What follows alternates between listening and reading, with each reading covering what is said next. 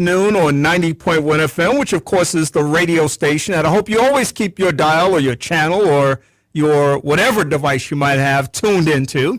You may be listening this afternoon on WJOU.org, which means that you're a part of the worldwide family of WJOU and the Second Chance Radio Show. And you can literally pick this broadcast up anywhere in the world today. And you may be one of those individuals who we like to say are benefiting from the bonus cut. That's right. That's the live stream that's happening this afternoon at Praise 90.1 FM on both the Facebook side as well as the YouTube side. So you can't tell me I missed the show. Or I didn't know where to find it. I didn't know if it was being broadcast. I often have people say, man, I'm sorry I missed the show today. Guess what? You can always check out the live stream on Facebook, and you can always check out the live stream on YouTube. And of course, a brother will always hook you up if you want an MP3 file, because we want to make sure that you always get in on this good conversation that we have.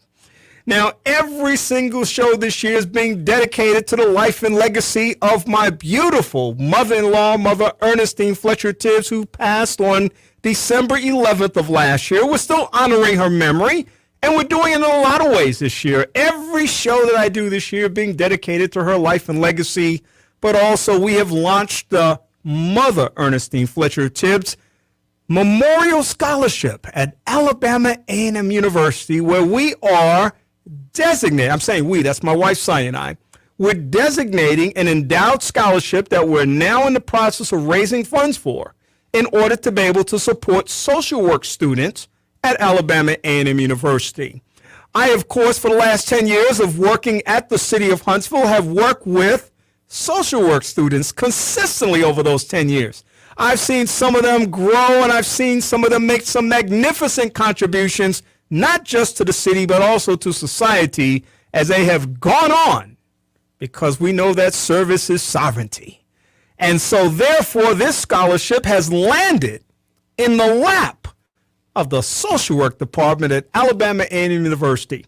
Dr. Tanya Perry, shout out to you. You told me this is the very first endowed scholarship for the department, and my wife and I are so honored to be able to make this happen. We're raising, folks, because a lot of people may not know what endowed scholarship specifically means in this context. It means we're raising $25,000. And I want to say that we're about 35% towards the goal right now. This is going to be my most ambitious endowed scholarship. I did one at Calhoun a few years ago, did it over 3 years, did one at Oakwood, did it over 3 years. But this one I'm going to do in just 9 months. That's right. We're going to raise the $25,000. We're going to celebrate at the end of this year, because we're going to get that money invested and start giving that money to students in 2025. Isn't that exciting, folks? All in the name of my beautiful mother-in-law, Mother Ernestine Fletcher Tibbs. Now, of course, as I promise always, we have great conversations with a lot of different people on this broadcast. And today, of course, is not going to be any different than that.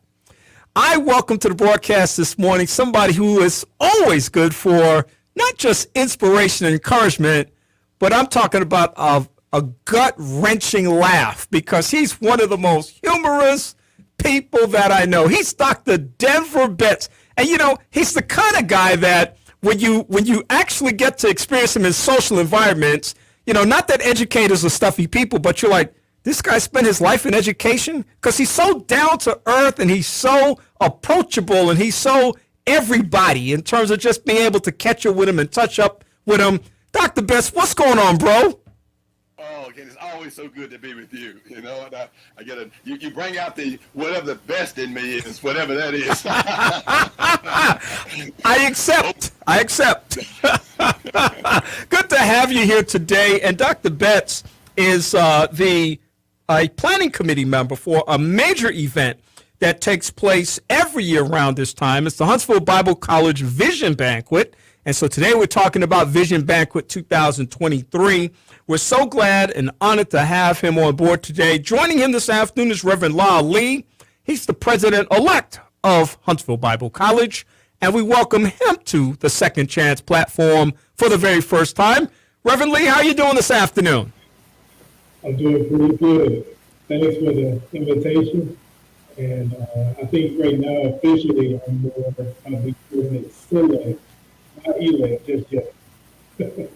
All right. I am I'm hearing a little bit of an echo, but I'm not sure where that's coming from, but we'll try to hope to get through that because I heard a part of what you said, but not a part of what you said. But I'm just glad to have you here. Dr. Betts, I wanted to start with you because when you picked up the phone a few weeks ago with the enthusiasm and excitement of, I'm going to say, of a teenager going to the prom, you started talking about the Huntsville Vision Banquet and the excitement and enthusiasm that's a part of the event for this year. Tell us a little bit about this banquet. Yeah, I appreciate you giving us an opportunity to talk about the banquet. And that this is our 30th annual Vision Banquet, which is a major fundraiser for us for the college. And every year we have a different theme for it. And this year is honoring small minority business. And what we attempt to do is to go out is to honor the folks in the community, to push the mission of the college forward, and let folks kind of know what we're doing. We have a lot of folks that come from all the different from the community all over. So it's quite a large banquet, to be perfectly honest with you, and we're really proud of it. And over the years, we brought in a lot of good speakers to come in and do that. And this year, we're doing the same thing. But so we're just really just happy to be able to be a part of the community and kind of let the community see a little bit more upfront and personal what we're doing from a college standpoint of view. And that vision gives up, the bank gives the opportunity to kind of give back something to the community as we honor those individuals with different awards and things like that. Absolutely. And we're going to talk a little more about the banquet, but I think it would also be important for us to contextualize what Huntsville Bible College is, because, of course, they are the beneficiaries of this activity and this opportunity for people to come together on a beautiful evening of supporting this institution. So, Reverend Lau, tell us a little bit about what Huntsville Bible College is. Thank you.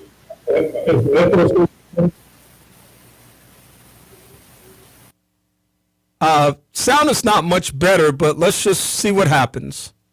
Okay. Huntsville Bible College is a local college in Huntsville that offers vertical education for non-traditional students. We offer programs and degree all the way from associates to doctorate level in various programs, business, social work, education, theology, IT. Yeah, Reverend Lau, I have to apologize, but I can't really hear what you're saying, and I'm not sure if I can't hear you, I know that my guests won't be able to hear you. I don't know if maybe logging off and logging back in might help, but right now it's virtually impossible for me to hear. I know my hearing is bad, but but it's exceptionally bad probably this afternoon because of what I'm hearing. And I know that, again, if I'm hearing it, other people are hearing it too. Dr. Betts, maybe you can kind of give us a little context of what Huntsville Bible College is so that we can really kind of understand what this opportunity represents to people in the community who want to support you. I'd love to again. The Huntsville Bible College has been in existence here in Huntsville for 37 years now, almost 38 years. And we're an institution for academic and spiritual excellence committed to training and educating men and women for the work of ministry and preparing students for life things. We tend our mission to try to seek spiritual growth and development education for folks with job-related skills, leadership and pastoral ministry, church ministers, evangelists, provide us involved in Christian experience. We try to prepare them. That's why we offer a lot of courses, not only degree programs, but we also offer courses in increasing spiritual knowledge and let folks and raising folks' level of comfort for being out front, trying to bring the religious experience to the community. Yeah, we of course have just gone through graduation season. And there were some really cool images on social media pages about people receiving degrees from Huntsville Bible College, the family and friends who were supporting them, some of the faculty members who were part of that journey for many people. And of course, graduation season represents a huge milestone accomplishment in most people's lives. I know that to have this academic institution in this community as an accredited body to be able to provide opportunities for people has to be something special to you, especially since much of your career has been spent in education. Yeah, it is, and it's real near to my heart, and being a part of the Huntsville Bible College experience is kind of an extension of what we did in our college days. About that too, and so I think doing it from a religious standpoint, since we're the only one in the city of Huntsville that's equipped to provide that experience, and I think as you mentioned, our graduation experiences have been really fun. Over the last few years, I've granted probably in the neighborhood of about 12 doctoral degrees in ministry, a host of master's degrees, bachelor's degrees. Also, associate degrees for folks who want to, that are missionaries, folks that work in the church and Sunday school teachers, to provide them the expertise and the knowledge to be able to do a better job of doing it. We're really proud of ourselves in this city and what we provide, since no one else is really doing that. Reverend Lee, you're back. Let's see if that's any better. Welcome back, first of all. Thank you. That's still a little weird. I'm not sure if it's the Wi-Fi connection, or I'm not sure what it is, but it almost sounds like you're in an echo chamber. And of course, if I'm hearing it, other people are hearing it as well. Yeah, the admin said it's a tech issue. Yeah, I think, it's really great seeing you today. It's great having you today, but just for the sake of the fact that this is a radio show, I'm probably going to have another conversation with you at another time, only because I don't want people to start saying, well, I can't hear what's going on. They're going to turn off. or turn away. You want people to know about Huntsville Bible College and the Vision Banquet. You don't want them to go the opposite direction. But listen, it's my privilege meeting you, and we look forward to having a meaningful conversation with you soon. I know Dr. Betts can hold things down for sure. Dr. Betts, another thing I wanted to ask you was this. You and I have both served as faculty in academic institutions of higher education, and one of the driving forces for me in terms of my journey, my career development, was just really understanding why I was in the classroom. I wasn't in there so that I could shine. I was in there so that I could polish my students in ways that they can shine. I was there because I was able to provide them with a roadmap for success, or link my experience with their journey in order for them to make it to the next level. Can you just talk a little bit about the faculty and how the faculty engage with students, and what faculty say about the experience of being at Huntsville Bible College? I think for a lot of faculty, especially they're practicing ministers in their field right now at various churches, all of them around the state. And I think they welcome the opportunity to share the in-depth knowledge they have of the preaching, of the teaching, of the doctrines of the church. So I think it gives them an opportunity to roll their sleeves up and get face-to-face with room people who are trying to learn what some things I already know. So they're very energetic about it, and they develop a very good relationship with the students because, they're adults for the most part, and they get a chance to talk to them about things and go in depth about stuff that you can't go into when you're preaching, Yeah. So a lot of those folks are really, really, they're very connected. They're really excited about being in the classroom, to get an opportunity to get up front and personal and talk to folks on a one-on-one basis, answer those questions that people may have in church that don't get an opportunity to ask them. So all our folks are really excited about the experience. I think the thing that's extra nice about that too are the students. They come to try to get that up close and personal experience with the person just in the pulpit, and they get an opportunity to learn how to structure, learn how to preach, to learn how to interpret the doctrines of the church, the scriptures. And so it gives them a really upfront and personal connection with them. It's not like maybe some schools where it's the professor and the teacher, you go to class, you can't wait to get out of there, and the professor says, all right, come to my office and get office time. They hang around and they're there all the time, and they're talking to people, and they pump on breaks, and have those upfront and personal conversations about the questions that people really have about their faith, about religion, about the teaching, and about those who hope to become ministers. Yeah, and you are in the process and the practice of preparing people for professional ministry. And when I say professional, I'm talking about people who feel that they've been called to this place and giving them specific tools and resources in order to be able to harvest their gifts. And this, of course, has to be a very unique opportunity within the context of academia. And the Huntsville Bible College Vision Banquet is sort of like icing on the cake in a way, because it gives you a chance to celebrate all of the great work that's done throughout the year with a very significant focus on providing some support from the community for this important work. So talk to us a little bit about the Huntsville Vision Bible College Banquet for this year.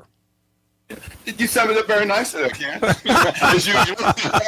And it does give us an opportunity to let the community know what we're doing, what we plan to do, how we're going about doing it, what our purpose is, get up front and personal with the folks who contribute. You know, a lot of the churches contribute, a lot of individuals contribute.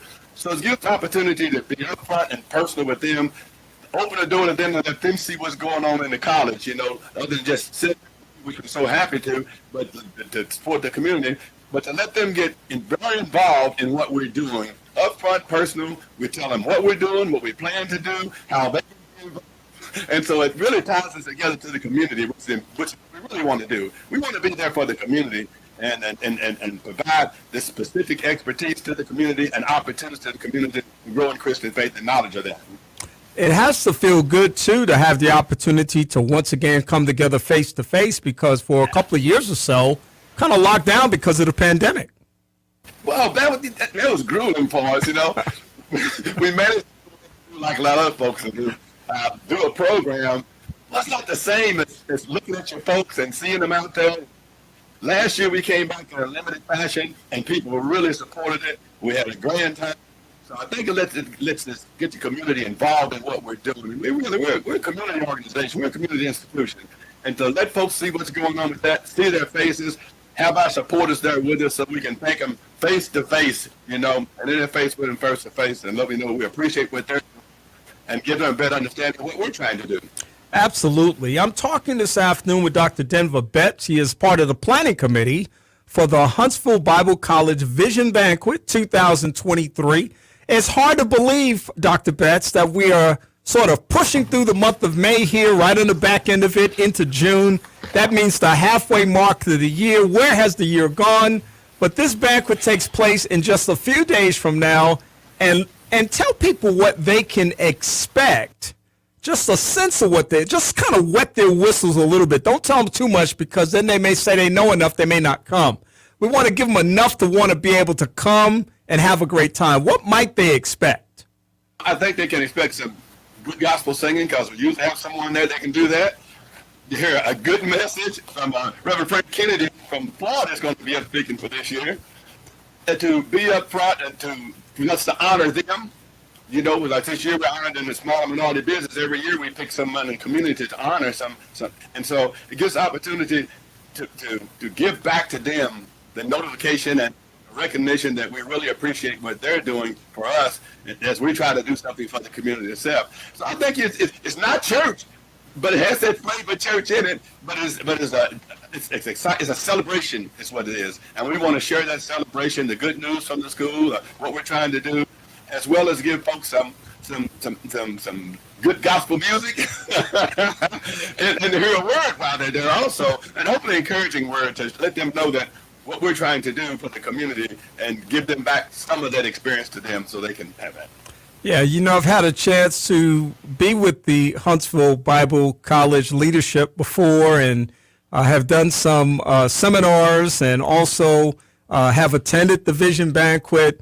It just seems like the seeds that you all plant in the community and the footprint that you have is a very significant one, because of the kind of work that you are immersed in and the payoff that comes from that, putting individuals in an academic environment where they can achieve their goal of success as it relates to their spiritual callings.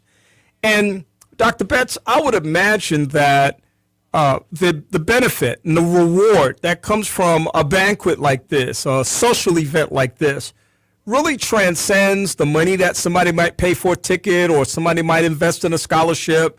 I'm sure that it transcends the idea that, somebody might say, oh, I get a chance to dress up for one night, which is always a nice thing to do. I'm sure that there are other valuable aspects of having an event like this. And I know you've been speaking about one of them, but I thought I wanted to ask you if you might broaden that conversation. You've talked a lot about just the personal nature of this and the interpersonal engagement, the fellowship that people get and the opportunity that they get to experience inspiration. But are there other things that this event represents in terms of what our community is and what it has to offer? Yeah, it is, and it's such a broad category of things. I think what we're trying to do is we have a very spiritual community here, and I think with the support that we get from the churches and the folks, we want to give back to that. We want to make sure that what we're doing is not just a school for us and we're out here, but that we're trying to help build community here and a feeling within the community itself for the idea that we're all here to help one another and to do things for one another and to build experiences for one another. Because as well as the religious teachings, we have some other real courses that give people degrees and opportunities to make a living, to do that. So I think what it does is give us an opportunity to have a two-way street of, well, here's what we're trying to provide. Let us know what you're looking for, and then hopefully together we can make the city of Huntsville a better place to be, And I think the biggest thing is about building community. And I think a school, especially like a Bible college, should be about building community around the ideas and concept of what, as individuals, we should mean to one another. Not just a one-way street trying to get people give to the school, but to build a community of people with common ideas and thoughts to look at what's going on in our city. How can we those things in the city to come together and address those things as a body of believers, that folks that's got the best benefit of everyone involved, not just of any particular individual. Yeah, I got to ask you, we're talking about Huntsville Bible College, we're talking about the Vision Banquet 2023, but you're a member of a amazing group that has been a part of the Huntsville community for many, many years now, the Alpha Ensemble. And as we approach the halfway mark to the year, I know that you're already anticipating one of the next major events you'll perform at, which, of course, is the King Holiday Breakfast that takes place every year in January. You all just performed at my church, First SDA Church, a few weeks ago and did a great job with that. I just wonder, as it relates to your investment in that ministry, generally, what are your thoughts about that, and what has that journey been like for you? It's been a great ministry because, as you mentioned here, we get a chance to go to a lot of things, do a lot of stuff. You mentioned not only just in churches, but recently we got a chance to sing at the Second Chance Ministries, that support group of the folks there. And they invited us to come and do that, and I think you have a concert planned for that too.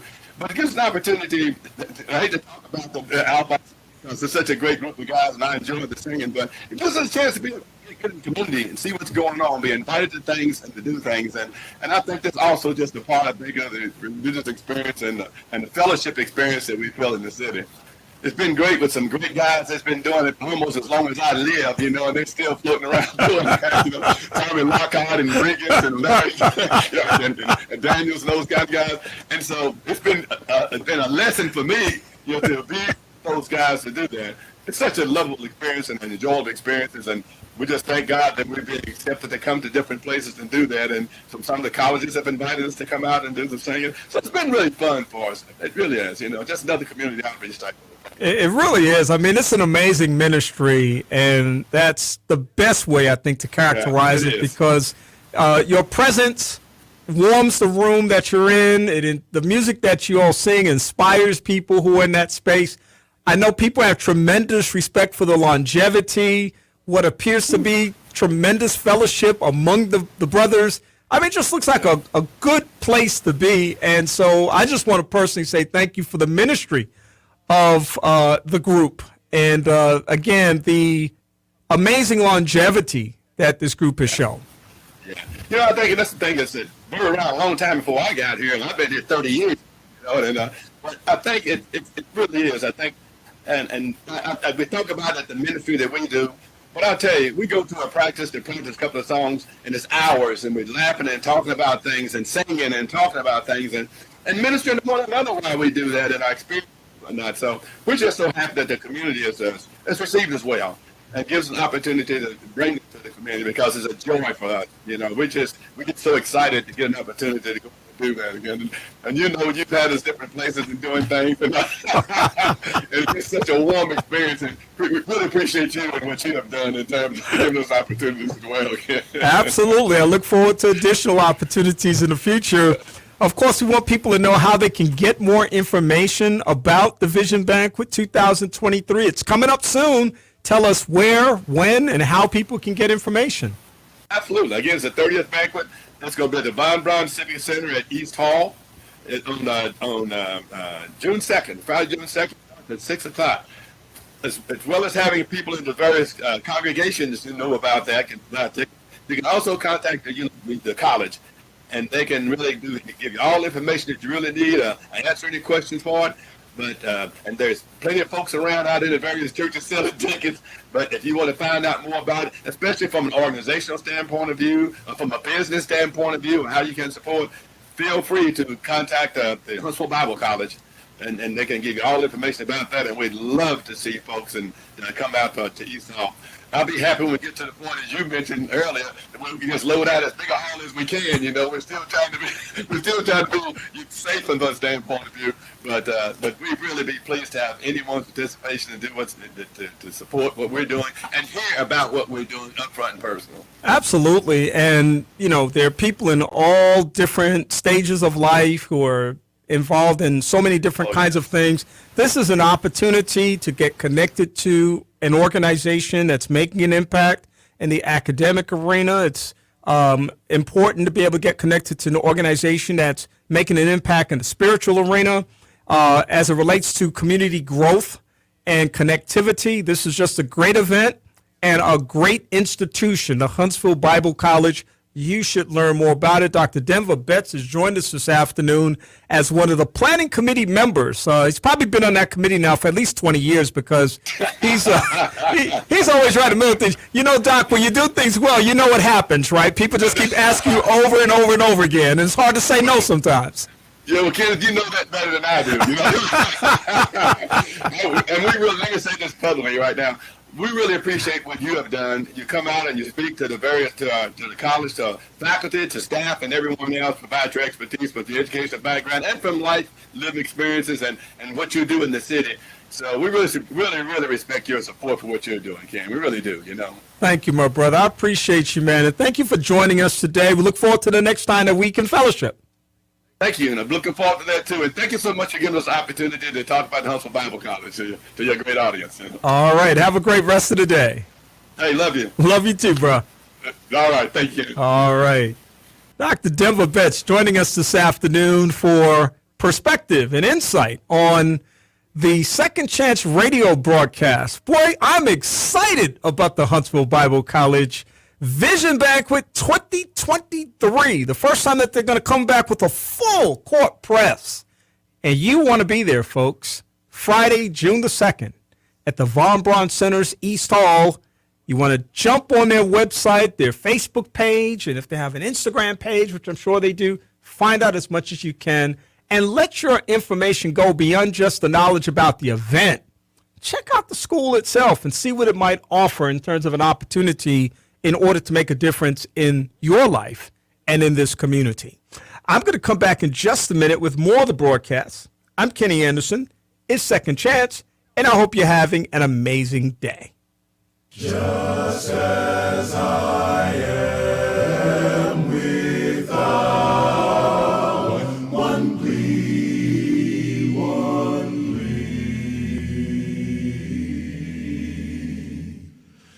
but that thy blood was shed for me, and that thou bidst me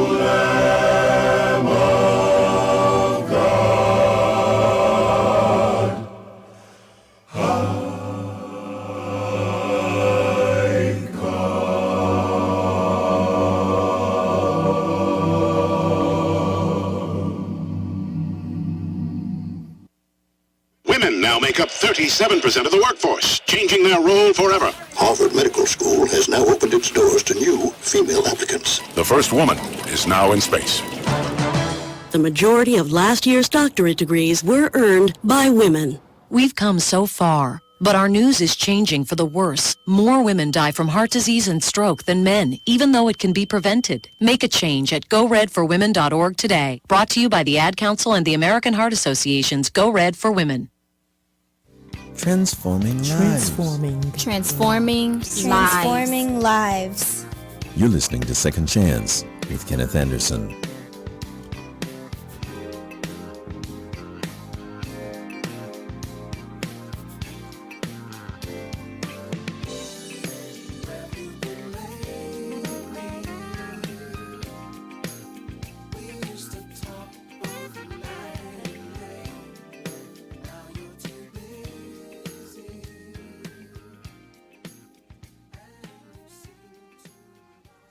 Welcome back to the broadcast. I hope that you enjoyed my conversation with Dr. Denver Betts. He is with the Huntsville Bible College, and of course, they're having their big Vision Banquet 2023 on June the 2nd. We hope that you'll definitely check them out and get some more information. I tell you, the month of June is jam-packed with all kinds of good stuff happening in and around the Huntsville, Madison County community.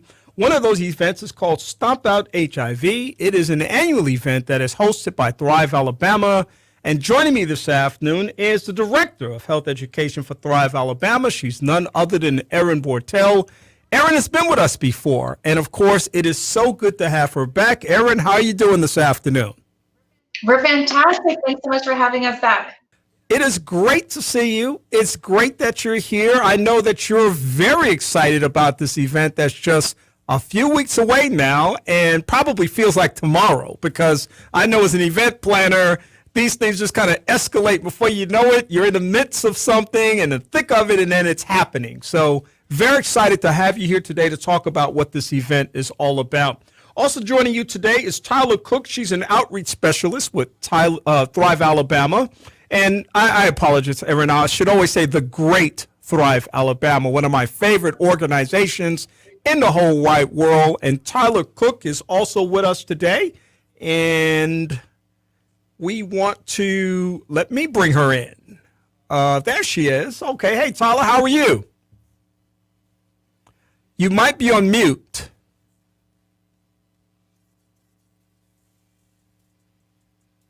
I still don't hear you. So we are having a surreal experience today is what I'll call it. But let me go ahead while you're kind of working that out on that end. I don't know if it's not my end because I don't have anything to touch here.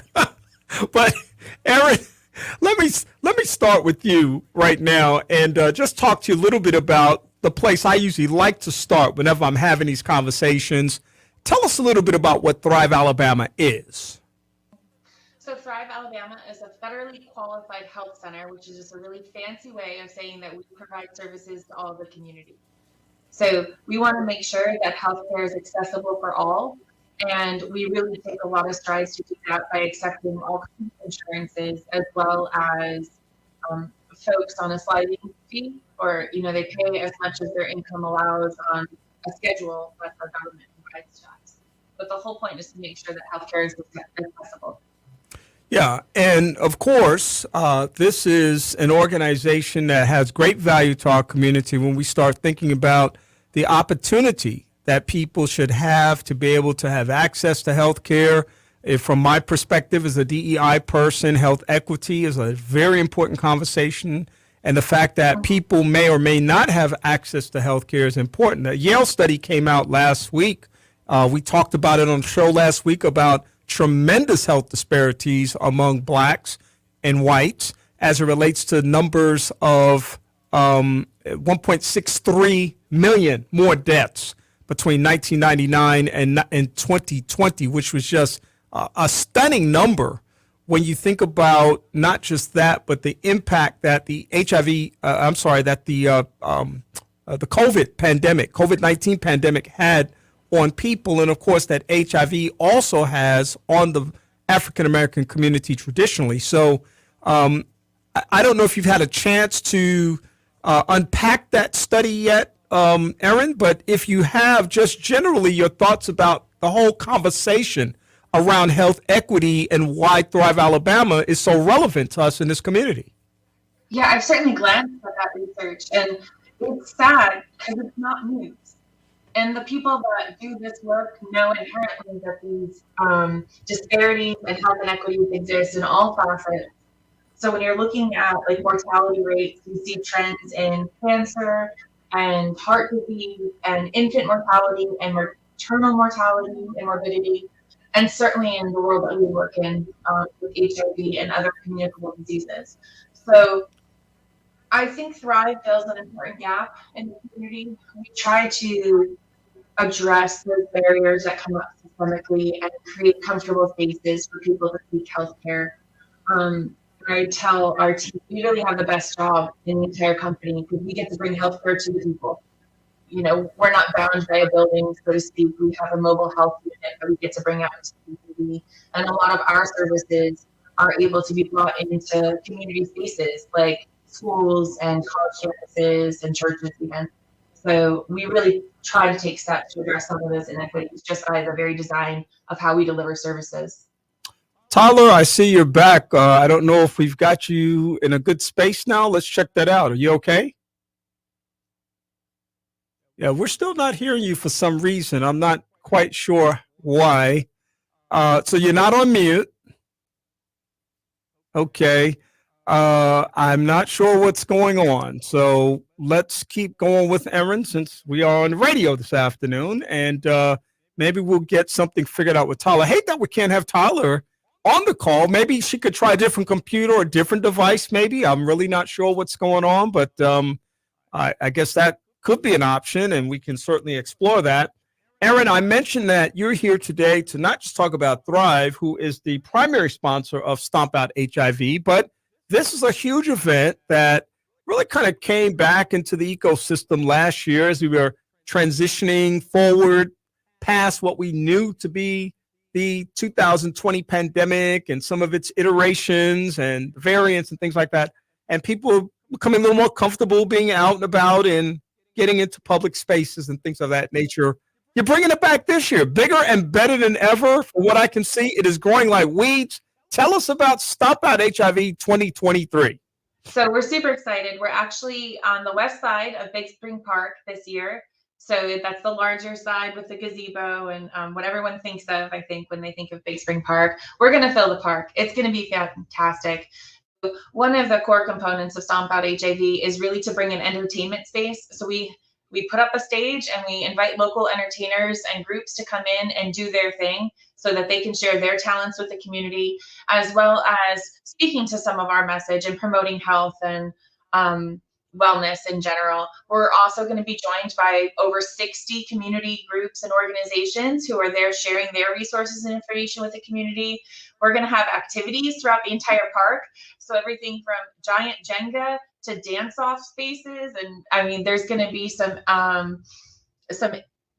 educational exhibits like our HIV timeline that debuted at our World AIDS event back in December. So we're just really excited. I think right now we have over 10 performance groups joining us the day of the event, which is just amazing. You know, some really talented people here in Huntsville, and we're fortunate to be supported by the City of Huntsville's music office this year and some other local, groups who helped us pull that entertainment list in together. And then of course the Greek organizations. Stomp Out HIV started because of inspiration from step culture in Greek life. And we really wanted to find a way to bring that into the community. So we have I think 5 different Greek life organizations joining us for a step exhibition in the middle of the event. That'll take probably an hour or so to get through each team, and we're just so excited that they're there sharing their talents, and this is all, volunteer driven. So it's just going to be a great day. Well, listen, I was there last year when the Greeks were doing their thing, and they had a blast. Oh, it's fantastic. Yeah, and I would only imagine that they're going to come back stronger than ever this year as well, because they had a taste of it last year. It's a little competitive, but it's playful competition. It's a fun thing going on. Driving the spirit, so it was good, and it does. There's just such a high energy and a sense of compassion and camaraderie at this event. I think we saw. When we started in 2021, we think there was about 500 people who came through the event. Last year, we saw about 700.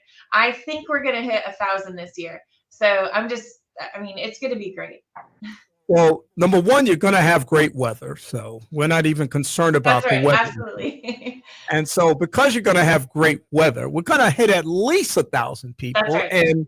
And Tyler's back. Let me see if we've got a little audio fix there. Tyler? Hi, can you hear me now? Hey, there she is.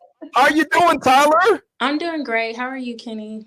I'm doing good. I'm glad that we got you in on this conversation. Again, Tyler Cook is an outreach specialist for Thrive Alabama. Tell us briefly about the work that you do for Thrive. So at Thrive Alabama, I do work as the outreach specialist. I'm under the EHE grant, so that basically stands for Ending the HIV Epidemic. I definitely go out into the communities, including Alethea House, Alabama A&M, along with other agencies within the community, bringing education and testing. Mainly, I love creating safe spaces for our community and just getting them educated, well known on HIV. Yeah, Tyler, I'm an old head, so I'm a boomer. So I remember the start of the epidemic back in 1981, and of course, my history goes directly through the epidemic because my sister became positive in 87 and died in 88, and so I've been on the front lines of this conversation, advocacy, and more for 3 decades now plus. And I'm honored to still stand here and say we must continue to do the work that has been done. The foundation that's been laid, we don't need to walk away from that. And my question is, generally, how do you feel people are responding to the message about safety first and being mindful about the risk involved with becoming HIV positive? Because just as it was back then, it's not who you are, it's about the choices that you make.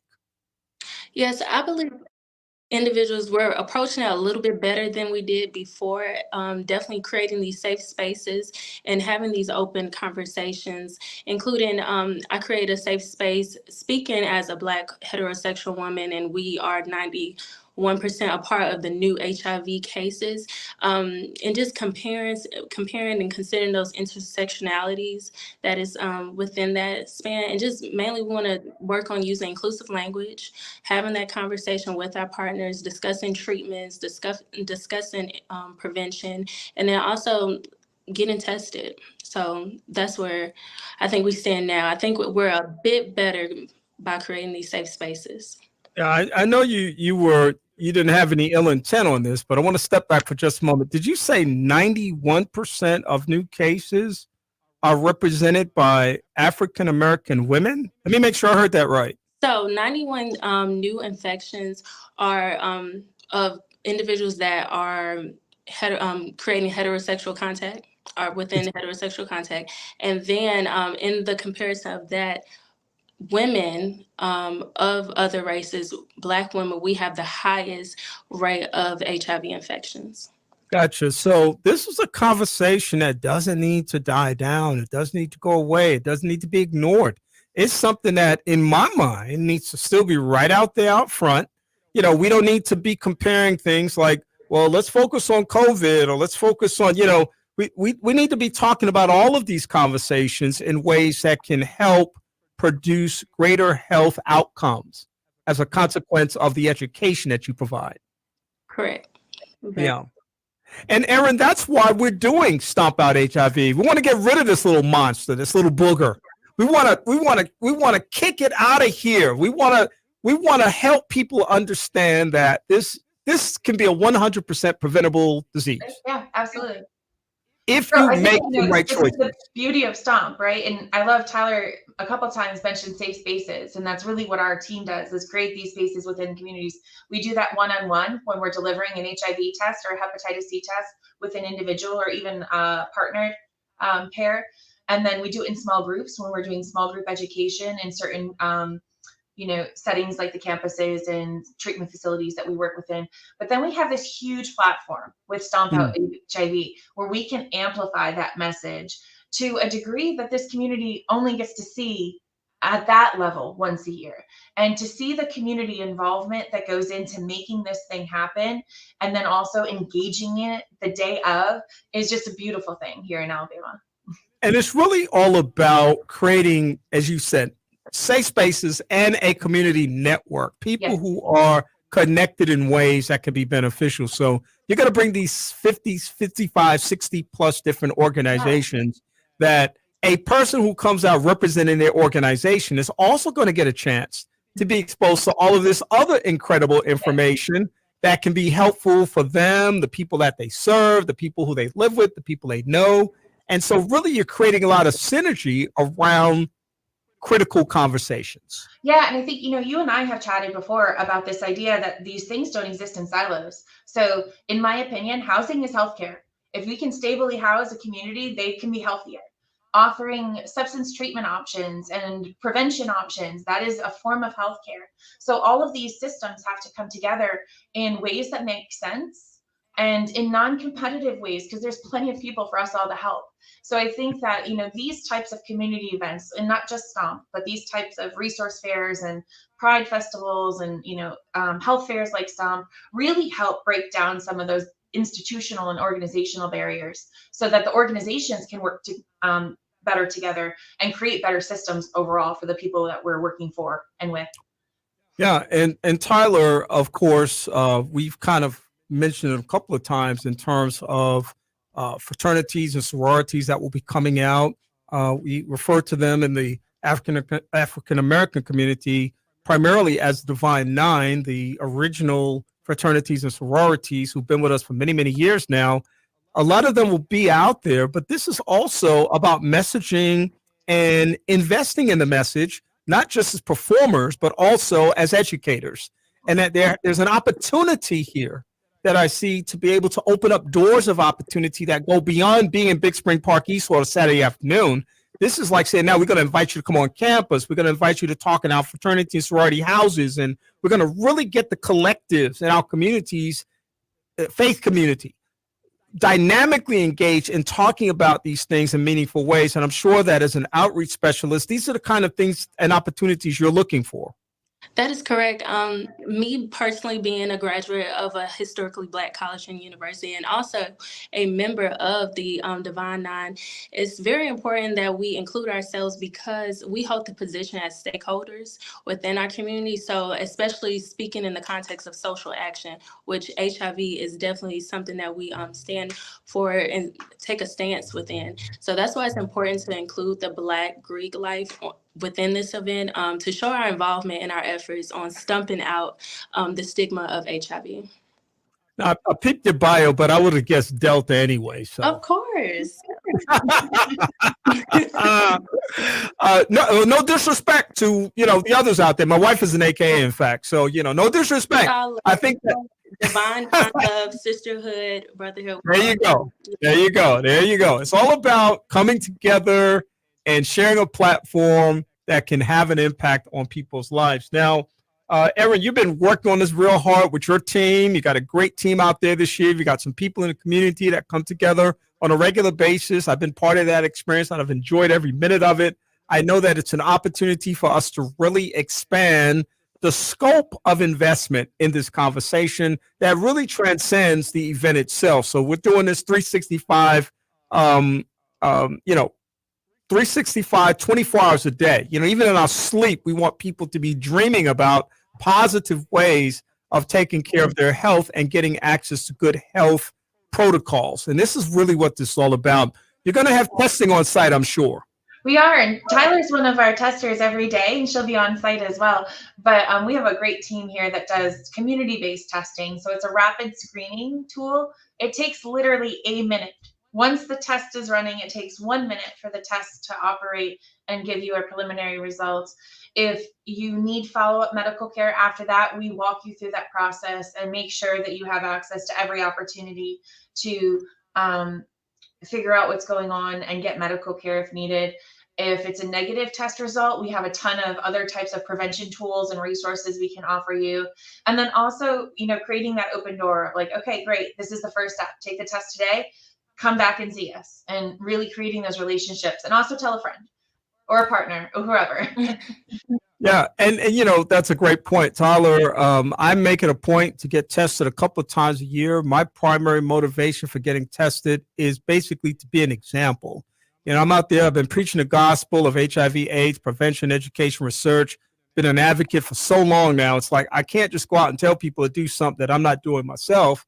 And to kind of demystify this whole notion of not knowing, what we should do is be trying to know what our status is. And the more we understand risk factors, decision-making, and other kinds of things, the better we set ourselves up. And so would you, for just a moment, talk about and make a case for people who might be sitting back saying, I don't need to get tested for HIV/AIDS. I know I've not done anything that has put me at risk. Yes, so the only way to know your status is to get tested.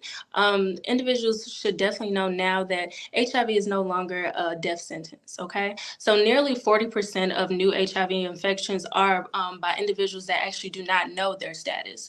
So knowing your status, whether it's negative or positive, is very vital into getting treatment and preventing the virus from spreading. And of course, the risk of not knowing your status is that if you're engaging in high-risk behavior, Correct. which can be one time, whatever that high-risk behavior is, can put somebody else at risk. Absolutely, that is correct. It only takes one time. Yeah, so it's about accountability as well. Erin, I'm excited about Stomp Out HIV. I cannot wait. Of course, I've got my table already set up. I just kind of left it open when you guys said, do you want a specific spot? Look, I just want to be in the park. But I know I can also get hooked up because I know the people coordinating it. So just hook me up with a good spot. That's all I'm saying. Hook me up with a good spot. But the bottom line is we really want 2,000 to 3,000 or 4,000 people in the park. I'm serious about that, folks. This is an educational opportunity. I'm not hating on the Huntsville Football Club. I love the fact that they're here. But they had a sold-out crowd on the first night. And that was a football game. And that was a beautiful thing that we now have in our city. What we're talking about are life-saving measures. We're talking about things for which you can actually enhance the quality of life for a loved one or a friend, that you can protect yourself, that you can gain knowledge or information about something. And it's not just going to be about HIV out there. It's going to be a whole lot of stuff being discussed that day. But this is focused on stomping out HIV. Folks, we need you in the park on what day? It's June 24th, which is the last Saturday in June. From which park? I'm sorry, Big Spring Park. Big Spring Park, west, Big Spring Park. West, east. The west side, the big side. The big side. That's the west side. That's the side with the big fountain, not the grotto, but the big fountain, and I call it the dinosaur bones in front of AC Hotel. Over that side of the park. That's right. That's so, and then we'll have the mobile testing unit there doing free. I didn't say that. It's free HIV testing. At Thrive, anytime you come to see health education, the services are always free. And then we're going to be there from noon until 5. And we're just super excited to see everyone. And it really is, we talked about safe space. Stomp is a safe space event. This event is for everyone. It is meant for everyone in our community and families and older people and young people. There's going to be something for everyone to enjoy. And we just really hope to see you there. Yeah. Again, we've already prophesied good weather. Don't worry about that. We're not even going to worry about a weather forecast 3 or 4 weeks from today. We know the weather's going to be great. And we know that the park is going to be open for business. We want you to just don't pencil this in on your calendar. Get a Sharpie and put it on your calendar. make sure that it's on there so that you can make sure that you don't miss the opportunity to get down there.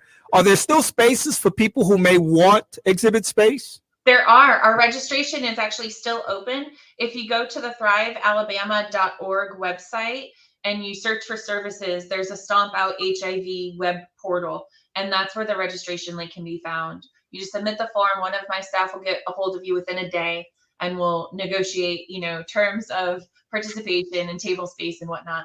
But we're, welcome to everyone. We have a lot of room, and it's just going to be a great, awesome day. Also, Kenny, I have a hookup on tables. If you have a hookup on weather, we are fine.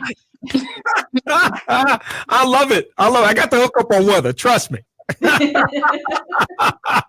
So I'll look out for the hookup on tables. I'm excited about Stomp Out HIV 2023. I will be there from start to finish. I hope to meet lots of people while I'm out there and maybe reconnect with some old folks that I haven't seen for a while, or maybe some folks I have seen recently, but you're coming out to support this event. This is really all about community. And you folk out there that are saying nothing's going on in Huntsville, be gone. There's too much going on in Huntsville to say there's nothing going on in Huntsville. There's something literally for everyone right here in this community. And because I'm the DEI guy, let me also give you this challenge. Go to something that you would not necessarily go to, something that would not necessarily pique your interest, or something that you would not necessarily identify with, because that's how you expand your circle of influence. That's how you grow your network, and that's how you get more informed about the things that you need to be informed about. Erin Bortel is one of my go-to people here in the community. She's the Director of Health Education for the great Thrive Alabama, and it's always good to be able to talk to her. She brought with her today Tyler Cook, Outreach Specialist. Tyler, you're welcome on the broadcast anytime. She's also at Thrive Alabama. Grateful that we got that audio glitch fixed, because it was so good to hear your voice and all the great information that you had to share. Ladies, have a great afternoon, and I'll talk to you again soon. Thanks so much, Kenny. Thank you. All right. Fantastic, folks. Look, I'm really, let me throw one more really in there, really excited about HIV, stomping this thing out, these initiatives that are health initiatives that focus on health equity and inequity, and provides information for us to be informed in ways that can be beneficial for us. You got to come on out and be a part of this event, folks. June the 24th, Big Spring Park West. That's the big park. And we want to see you out there on that afternoon. I'll be back in just a minute to introduce a couple of more guests on the broadcast. I'm Kenny Anderson. It's Second Chance, and I really hope that you're having a splendid and fantastic day. Why do we say praise 90.1 FM? Because the blessing is in the praise.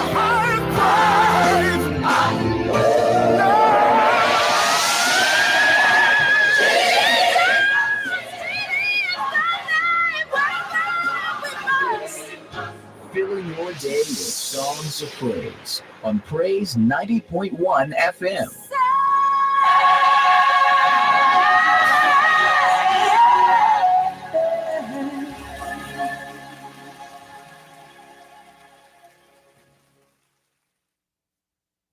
Let the words of my mouth bring you praise.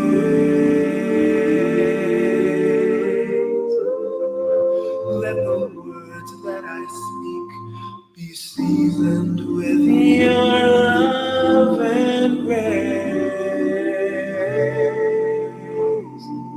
May the things, oh Lord, that I choose to say bring glory, not shame, to your name each day.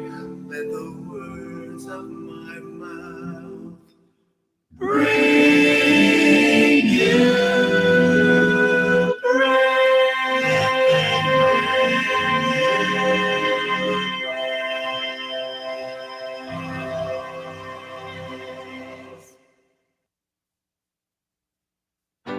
Have you saved a life today? I took 2 flood victims to a shelter. I donated a day's pay to help a family that lost everything in a fire. Have you saved a life today? I teach a class in infant CPR. I donated a pint of blood. Have you saved a life today? No, but today somebody saved mine. The American Red Cross. Together, we can save a life. Call 1-800-HELP-NOW or visit redcross.org to offer your support. Transforming lives. Transforming lives. You're listening to Second Chance with Kenneth Anderson.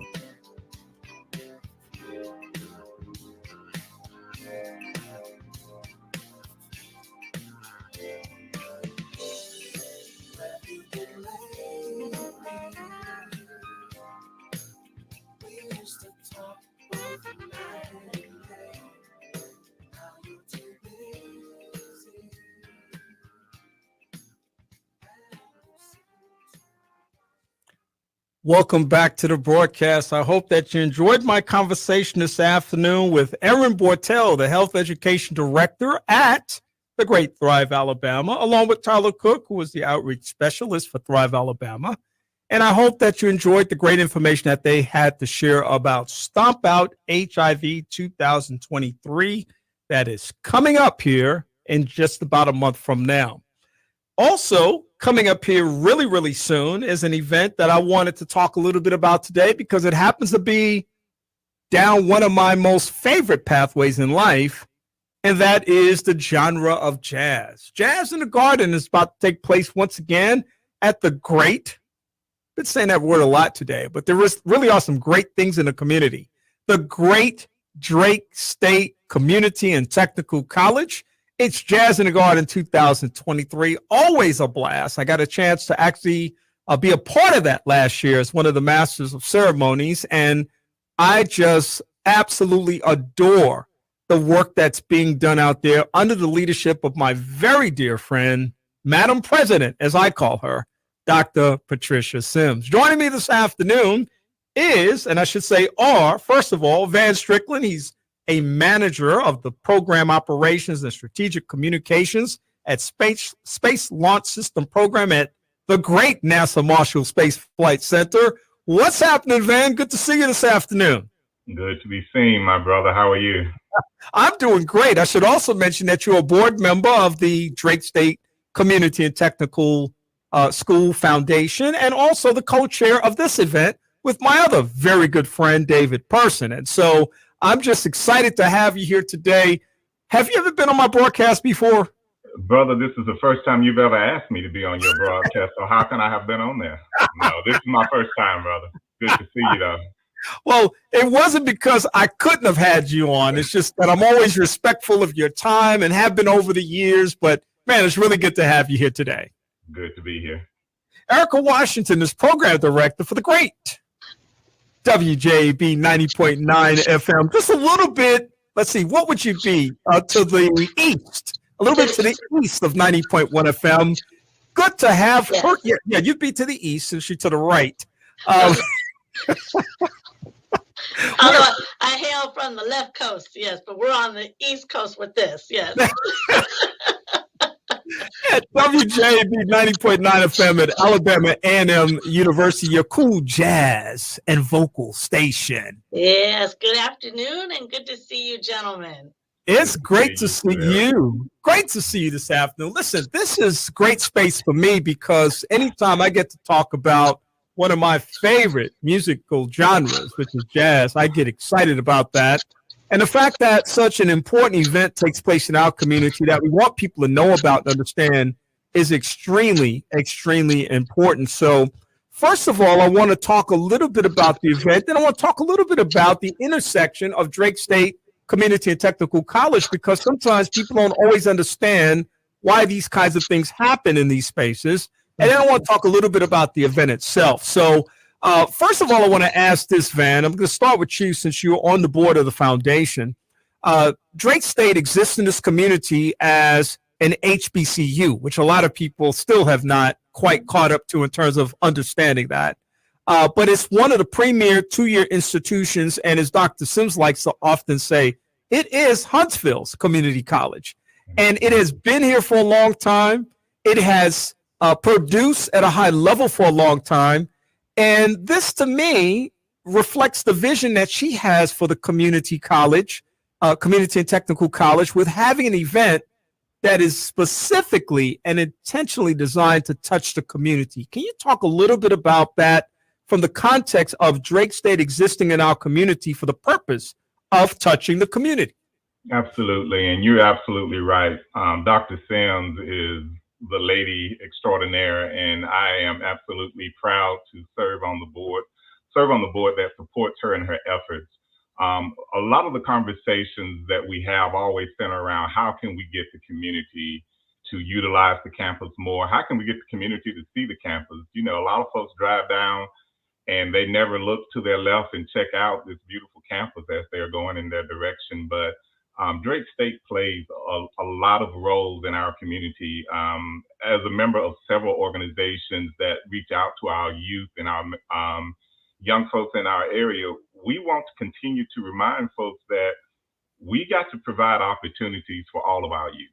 You know, not everybody is designed to go to a four-year college or institution. And I'm not saying they're not designed, but a lot of them don't have the desire. You know, as our young kids are coming up today, a lot of them are more interested in finding a career in which they can do something that they love. And Drake State offers a lot of opportunities for that. And the good thing about Drake State at this time is it's a unit where you can start there. Not everybody is ready to go to a four-year college institution to be on their own. So this is a good way to start that process and get those 2 years in at our school. And then you can go to Alabama A&M University and further that education. So we're so excited to be a part of the community. And the sole purpose of the Jazz in the Garden is to bring folks to the back of our campus who a lot of folks probably don't even know exist. It's a beautiful tree-lined track area. It gives you an opportunity to come in and, as you stated, enjoy some amazing music. Yeah. And so we're hoping that this is an opportunity, and it's our fundraiser. This is one of our major fundraisers that provides resources to our students. And it also helps Dr. Sims in her efforts to continuing to improve the facility. Yeah, you said so many things in your assessment of that connection between Drake and the community and why this event connects in such a meaningful way. And one of the things you said, I just want to highlight for just a moment, because a lot of people will put down the two-year institution for any number of reasons. I mean, I was 16 years of my professional career was spent at Calhoun Community College. So I'm a community college alum in terms of my career. And so I know that the community college not only attracts some of the best students, but produces some of the best students in preparation for life, wherever they may want to go. I mean, they may want to go into industry. They may want to go to a four-year school. They may want to go into the military or pursue some other kind of career, start a business. I've seen that happen. And always I've been inspired by the success. But here's another more practical thing too. And let's just keep it real for a minute. The cost of going to a two-year school versus a two-year school gives a whole lot of people a reality check and one of the best opportunities to get started in terms of pursuing that academic career. Because coming out with major debt is not what we want to see students do, and far too many students end up doing that. Absolutely. And yeah. Drake State and a lot of our two-year colleges and institutions are very affordable and a good way to start your educational pursuits. Yeah, English, history, science, psychology at Calhoun, Drake, any other two-year schools in this state. I think there are about 27 of them. Right. Those subjects at those schools are the same at your four-year schools. It's just that same book, except look, you're going to be in a class of about 35 or 40 in the community college. You might be in a class of about 400, 500, 600 at the four-year school. So that's something to think about, and people need to think about that.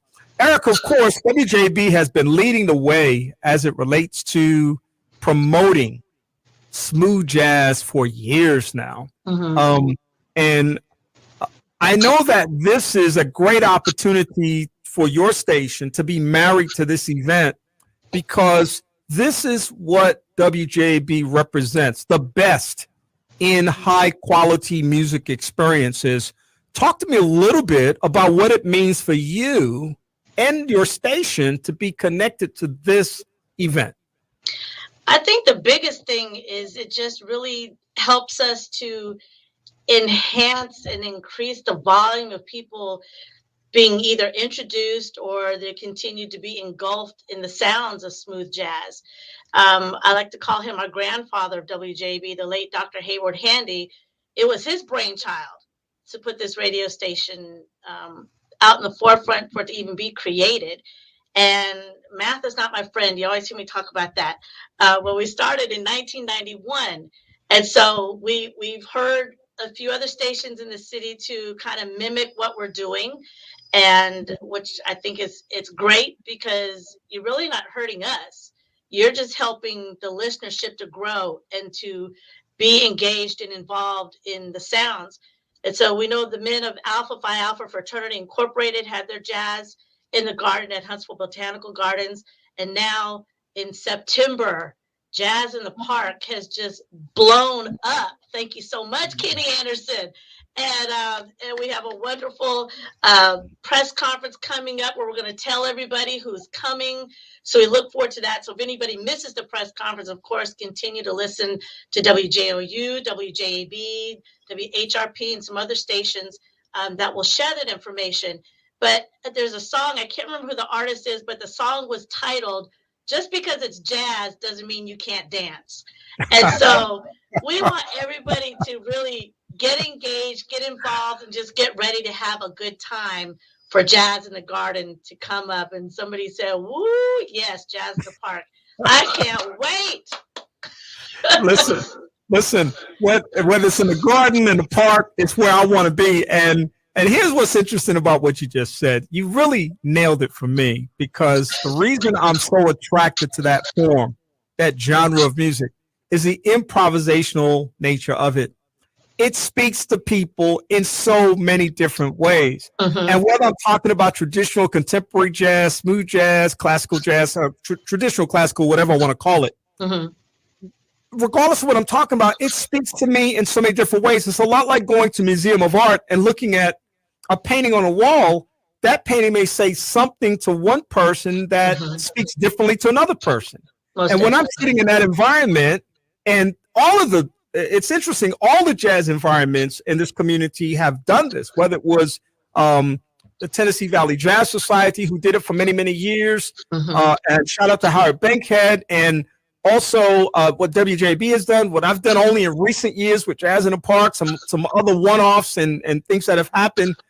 It's always one of the coolest environments with some of the coolest people that you want to know. And it's an environment that brings people together who may not have seen each other in a very long period of time. It's a place where people can make new friends. It's family friendly. It's absolutely affordable, whether there's a nominal fee through a fundraiser or a free thing that we do through the city. But it's just a great thing. It's the improvisational nature of it. It's just so different for whoever hears it. I don't walk into it saying, if I hear a hymn is a hymn, even though it may say something different to me than it does to somebody else. But jazz, it speaks to me in so many different ways. Even the same performer may perform 2, 3, 4 different tunes, and they'll speak to me in different ways. I love that about jazz. I think jazz is the epitome of DEI. It's diverse, it's equitable, and it's, I want to say, intelligent. Can I say that? It's intelligent, but it's for everybody. I don't care what you look like, what your age is, how tall you are, how short you are. Jazz is for everyone.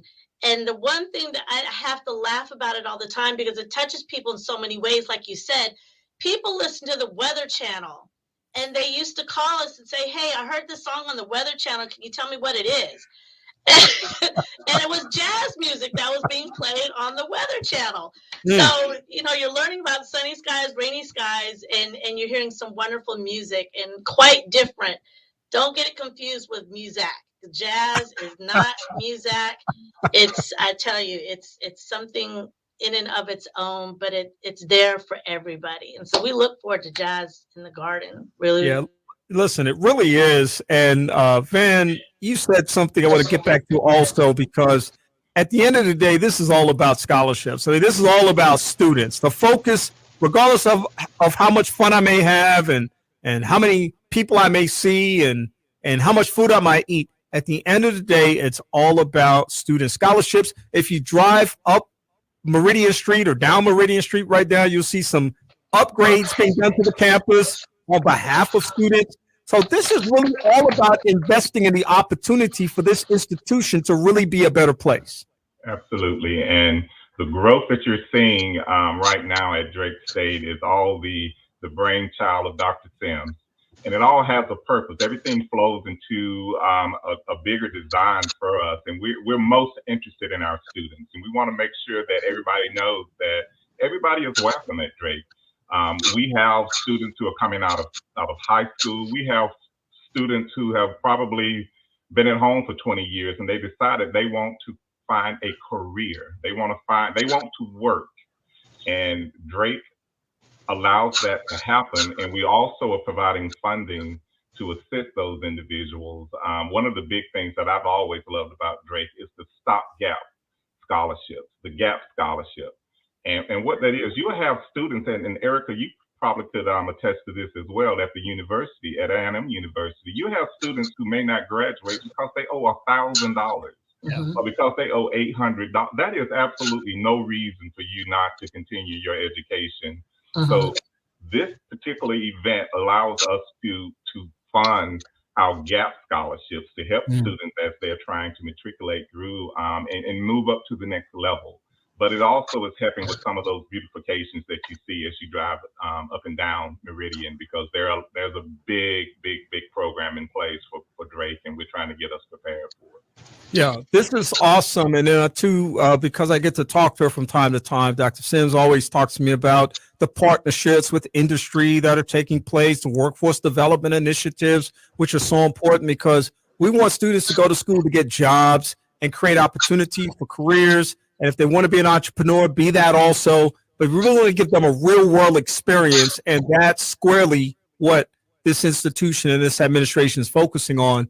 So let's talk a little bit about, if we can, the lineup. I don't know which one of you want to tell me about it, but either one of you, or you can share or trade off, or however you want to do it. Let us know about the lineup. Who's coming? Hey, I got the lineup, Erica. You can jump in whenever you like, but hey, we got something for everybody. You know, there's one thing I do want to say real quick before he breaks that down.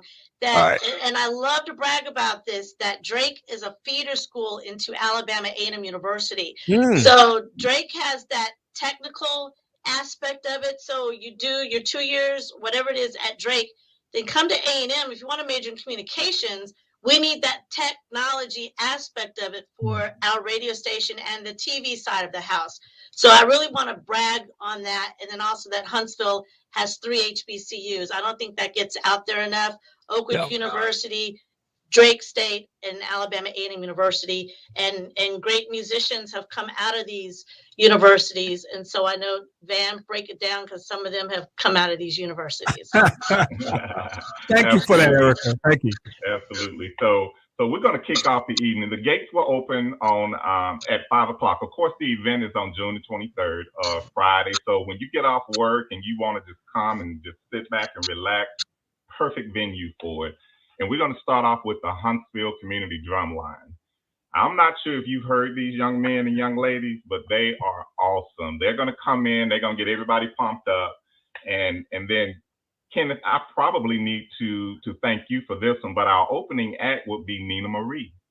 And yes, indeed. Nina Marie is going to be our opening act. And you know, she brings in a variety of genres with her. So, and I actually got to see her last year in Jazz in the Park. Yes, sir. So that was my introduction to Nina. So we're so excited that she's going to be a part of the program with us. And then for those jazz enthusiasts who want to go, you know, get back into the more subtle, we got the DeVere Pride trio performing. And they actually performed last year when you were hosting for us. So you got to, you know what I'm talking about, right? The man is amazing. He's originally from Cleveland, Ohio, but he has an extensive background in jazz. And so we're so excited. And, you know, last year we had a little weather issues.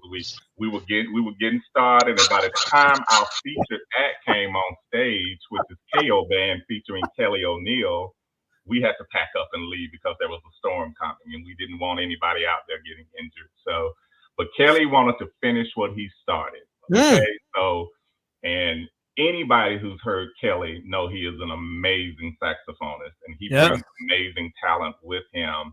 And the little trivial fact that a lot of people probably don't know is that Kelly is the son of the first president of J.F. Drake. That's right. S.C. O'Neill, and so the library is named after his father. So it's so appropriate that Kelly spotlight this feature for us. We brought him in last year because we were celebrating 60 years, and it was actually 61 years because because of COVID, we had to keep pushing it back. But Kelly wanted to finish it up, and I'll tell you, man, he had everybody geared up by the time we had to cut the. And you were the man who had to bring that bad news on to the stage. So everybody was booing you, but we understood. Well, man, listen, I was about to be a little transparent because I just had a flashback and realized I might have been traumatized by that experience because I'm starting to get all these little messages and people are in my ear talking about we got to shut it down, and they're right in the middle of their performance. And here I am trying to figure out when they're going to stop, but they're just going. And the storm is coming in. And they're saying, we need to shut this thing down. So all of a sudden, it was Kelly O'Neill, the KO Band, and Kenny Anderson. Can't play a lick of music. Look like I'm just wandering around, don't know what I'm doing. Why is he on that stage? Yeah. Hey, man, you did a great job. Kelly, of course, understood. Of course, they didn't want to be out there in inclement weather either. So it worked out. But he's coming back to finish what he started in 22. So we're extremely excited about that. Well, Kelly's a finisher, and going all the way back to the Willie Moffitt days here in Huntsville. For those that were, on the scene on Sunday nights, Erica nodding her head. Erica, you're too young for that. You don't know anything about Willie Moffitt. You're too young for that. No. I would come here in the summers. I would come here in the summers, and we would go over to Willie Moffitt's and listen. Oh no, I know all about that. Yeah. Hey man, those transits start to come across like regulars. Yeah. No, remember I'm Calabama, so family's here. So yeah, those were the days. Well, look, it sounds like an amazing night, and I know that last year there was a lot of love being shown for the sponsors. I just want to mention them a little bit because I think that anytime you do something like this, and certainly if you attend, you come, you have an extraordinary social experience, music experience, and more. There's some people really working behind the scenes to do that heavy lifting. I'm not just talking about the people who set the stuff up. I'm talking about the people who lay the financial grounding for that to happen. So just a big shout out, if you will, for the sponsors across the spectrum. Don't necessarily have to name them, but just talk about them a little bit. Yeah, we have sponsorship packages in which we ask our partners, and we call them partners instead of sponsors because, we want them to be with us not just for one event, but throughout the year. So we have a list of partners who have supported Drake. Alabama A&M University is always one of the first to jump on the bandwagon, but we have Toyota, we have NASA. NASA has done amazing work with getting programs and providing funding for training for our students. So you have to look at them as a sponsor. But we have a whole plethora of individuals within the community who have been with us, and we appreciate them continuing to support us throughout the year. But we don't look for someone to just come in and give us, one-time thing. We want you to be with us throughout the year so you can see all the wonderful things that we're doing. And then for events like this is more of a gift than anything. I mean, you're partnering with us, but there's absolutely no reason why you can enjoy this. And it's very affordable. I know you talked about it. This is for the community. So we have VIP tickets in which if you purchase a VIP ticket, you'll get a branded chair that you can use to sit on. But if you just want to bring your own chair, it's a lot less. And we even have a ticket for students that's $10.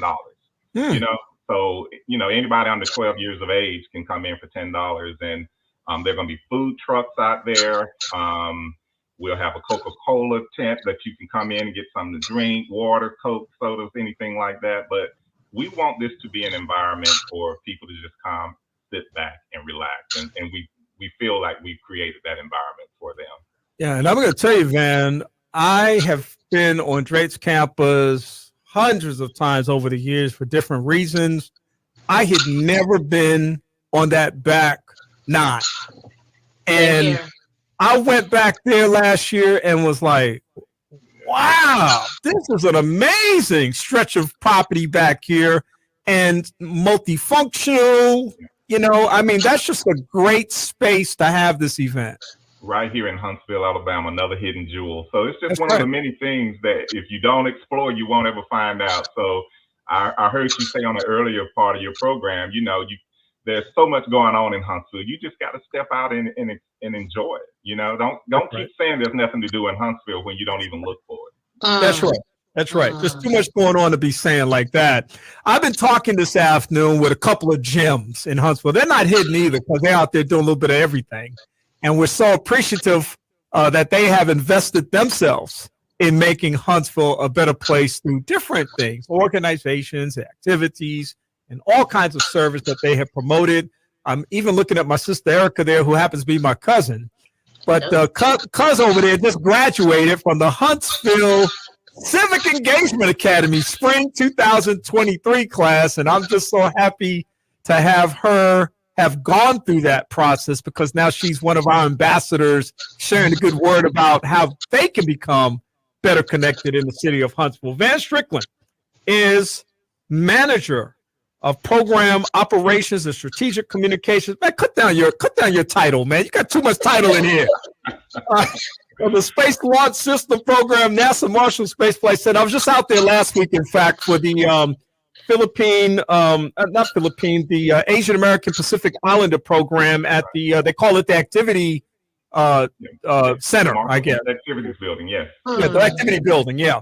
And he's also board member of Drake State Community and Technical College Foundation and co-chair of Jazz in the Garden 2023. And Erica Washington is program director of WJB 90.9 FM at Alabama A&M University, our sister institution. Always good to chop it up with these two, and they have absolutely made my life better today and always. Thank you so much, folks, for being with us today. Bless you. Thank you. You're welcome, and thank you for having me. Good to see you both. All right, let's do this thing now. Jazz in the Garden. Absolutely. Yes. June 23rd. See you there. All right. Looking forward to it. I plan to be there for sure. We're so honored to have had this opportunity this afternoon to have this discussion. And of course, like I said, the $1 million question for me, if anybody says I'm going to give you $1 million to name Kenny Anderson's favorite genre of music, it's jazz. Gospel is a close second now. So really, I mean, there's some days it's gospel, some days it's jazz, some days it's jazz, some days it's gospel. You know, 6 of one, half dozen of the other, as the old timers used to say. Great to talk with my folks this afternoon. Van, Erica, great conversation. This is our big Memorial Day weekend program, folks. We hope that you're having a good weekend, a safe weekend, a productive weekend. You're gathering, you're hanging out, you may be traveling. We just simply want you to be safe. And we're going to be back in just a moment with another guest. I'm Kenny Anderson. It's Second Chance. I hope that you're having a phenomenal afternoon.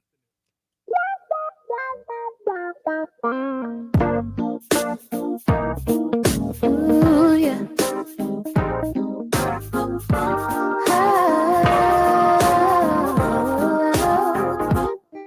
Even when the sun comes up or when day turns to night, when the raindrops fall out, everything's gonna be alright. Though life is crazy, or as good as it can be, in the midst of adversity, God's been good to me. Is He surely good to surely is so good to me. Come unto me, you heavy laden, and I will give you rest. He says you try to solve your their problems. Yes, giving your best. But my child, you must realize where your strength lies. It's not in you. Thank you for your love. God, you're so good to me. Whoa.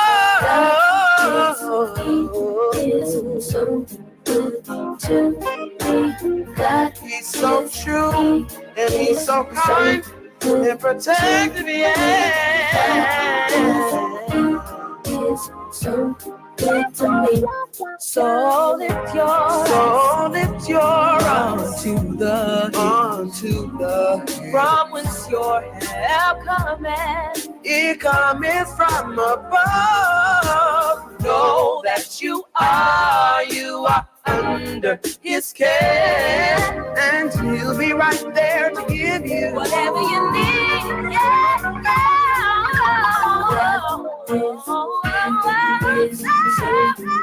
He is so good to me. Oh, I thank you, Jesus. Oh, Lord. You heard my cry. Yes, you did. And you pitied every wrong. Hallelujah. Thank you, Jesus. He woke me up this morning and started me on my way. Oh, thank you, Jesus. And let me see the sun. Good to me. Good to me. Yeah. God is good. In the midnight hour when I need some power, I get down on my knees and pray. And when the Lord is done fixing my situation, everything is okay. So I'm standing right here to encourage. Yes, I am. Because there ain't no limit to what the Lord can do. No.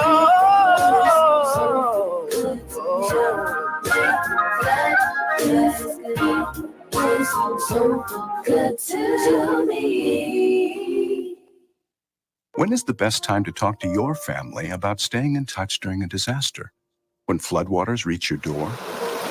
When wildfires are engulfing the edge of your neighborhood? Or an earthquake is destroying buildings? Or is the best time perhaps today? During a disaster, you may not be able to stay in touch with your family or friends as easily as you think. Go to ema.alabama.gov and make your emergency plan today. Don't wait. Communicate. Brought to you by the Alabama Emergency Management Agency, FEMA, and the Ad Council. Transforming lives. You're listening to Second Chance with Kenneth Anderson.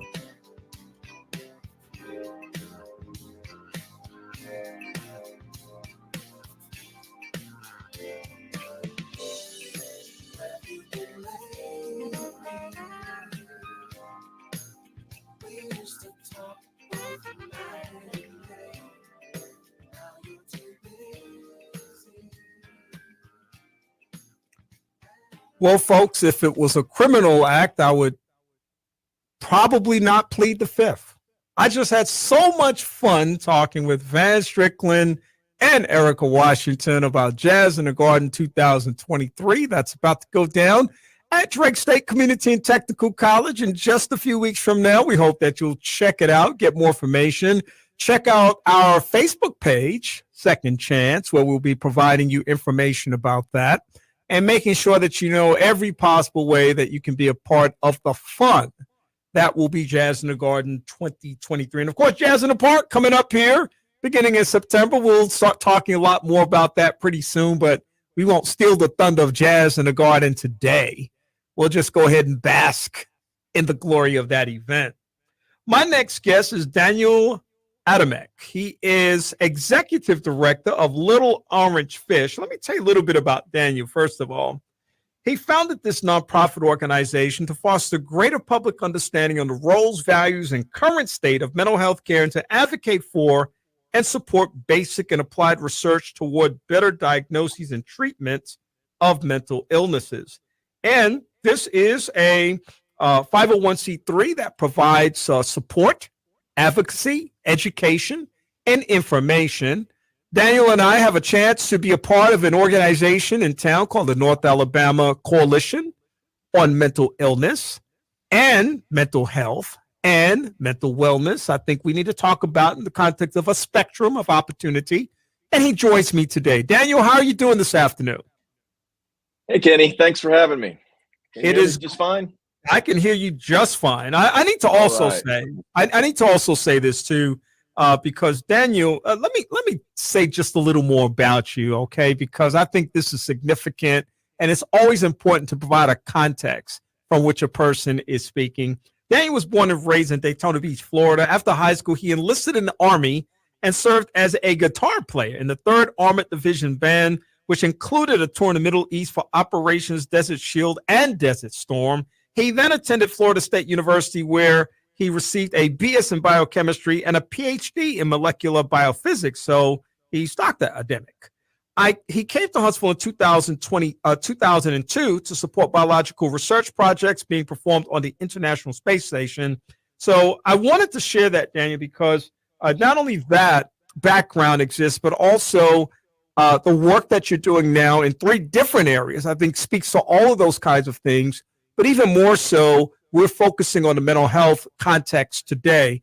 And I think this is so valuable. So thank you for joining me on this platform. Well, thanks for that introduction. That's we are working together currently, as you just mentioned, on this North Alabama Mental Health Coalition. Yes, and sir. The focus of that really is on broad scope, improving access to mental health care for all of us in the community here. And that is really foundational to the mission of Little Orange Fish as well, which is the organization that you referred to that I founded almost 10 years ago now. So yeah, tell me a little bit about how that organization came to be. So 10 years ago, right about now, I was really struggling to work through the system to get help for my youngest child. And tragically, in October of 2013, I lost my son to suicide. I struggled like anybody who has ever tried to get access to the systems of care in this community and communities world round. We're not the only community that has a lot of work to do in this. And but after that experience, looking where I was, and I couldn't get the help. I was pretty well connected in this community, had all of the resources that anybody could ask for, and I still couldn't get the help for my son that was necessary. So started the organization to really looking at it the same way as I do my daily job to this day, and that is I work in as a technologist effectively now in the aerospace defense community, trying to help put systems together to solve problems, whatever those problems are. And that is the mission of Little Orange Fish, is to identify the problems that we have, however complex they may be. And that is a big part of it, is tweezing out that complexity and trying to bring the people together that can put solutions together to solve those problems. And what is the significance of the name Little Orange Fish? When Christian was in care here, he did get access to some crisis care about a month before we lost him. And in that care, he wrote a short story as part of his care. And that short story was about a little orange fish who was really lonely and trying to look to help and to fit in. And so that is where the name derives from. Talk to me a little bit, Chris, because Daniel, I'm sorry. you just mentioned your son, his name Christian. Talk to me a little bit, Daniel, about the work on the ground here in Madison County and what your general sense is of where this community is today. As we have fast forwarded 10 years with your work, with your investment, with the things that you know you're doing, where are you in terms of how you perceive things today? Are we better? And if there are gaps, where are those gaps? And so we have made tremendous progress, not only as a community here, but I mean, as a country. Understanding of what mental health is, what mental illness is, has in that understanding, we have made a lot of progress. The systems of care still have a long way to go to catch up, to support that. That was really, when I started the organization, that was my approach, was looking at what we have, from a needs, something of a needs assessment of the community locally, and trying to bring awareness to those needs, because we can have the needs, but we still, if we don't have the understanding that those needs are there, trying to get build the supply side of that is effectively impossible if you don't have a system in place that can recognize and provide the appropriate care. Then that was where we were 10 years ago. Mm-hmm. So effectively, that's what we've done for the last 10 years, is really focused on that education side, helping people be aware, helping our community be aware of the value of mental health care, of the value of mental health to each and every one of us. Mental health, really, that is if there is no other message that we want to get across, mental health is health. It is not something just separate from physical health. In fact, it is foundational to our health. It is foundational to our humanity. It is the very essence of our identity that makes us, each and every one of us, individual, and it is kind of central to what connects us to each other as in terms of community and society. So yeah, absolutely. Yeah, absolutely. And a follow-up question to what I just asked has to do with when people today are thinking about their own personal challenges and they're trying to contextualize it in a way that honors their right to have access to care. But yet they're still confronted oftentimes by two things. One is stigma, which is still fairly profound. But the other one is something I talked about early in the broadcast today, and that was health inequities. So disparities in health care and access to health care. It could be, oftentimes people think the cost of care. But when you're talking about socioeconomic status, sometimes you're talking about the fact that somebody has multiple responsibilities at home, whether that's work, children, whether that's transportation, and they don't have it. And so consequently, or they don't have a support system to kind of come around them and help them out getting what they need.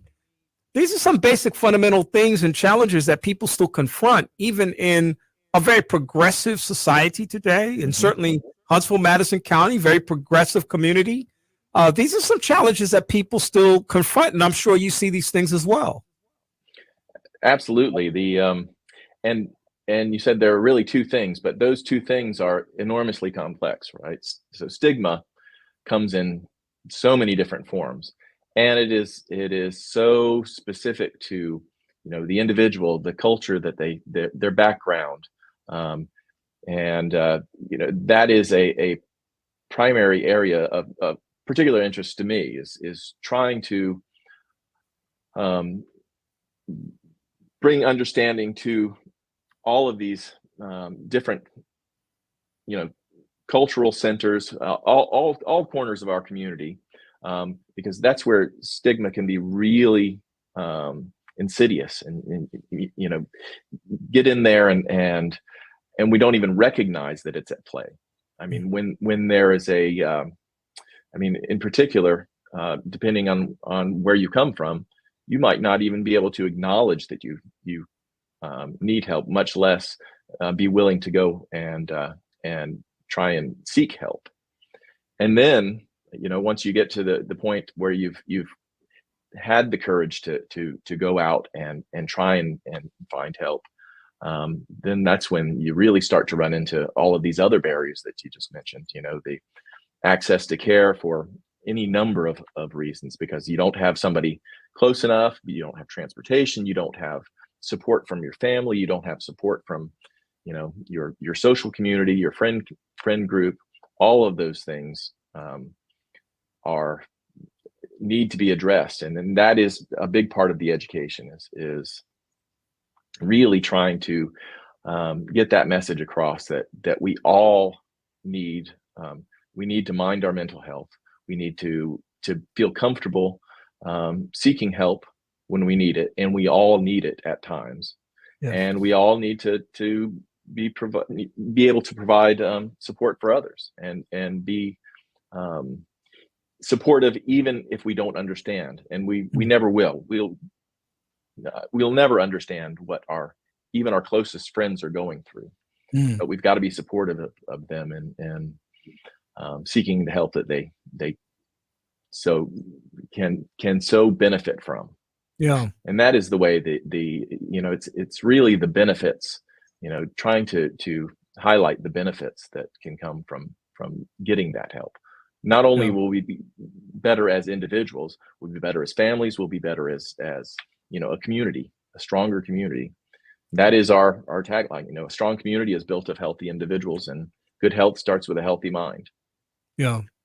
The month of May has been Mental Health Awareness Month. There have been all kinds of emphases on the topic and people holding conversations. I wonder, from your experience, what you would say to the listening audience is the role of the family member who becomes aware that there's a challenge, whatever that challenge might be. The role of the family, the friend, whoever the caretaker is, if there is somebody you care about, your role is to support them, whatever those needs are, and help them. And as I mentioned, it's impossible for anybody to understand the needs of another. I mean, that's why we have professionals, and that's why we need to support individuals getting access to that professional care. We wouldn't. Nobody would recommend, if your child has a broken leg, that you try and repair it yourself.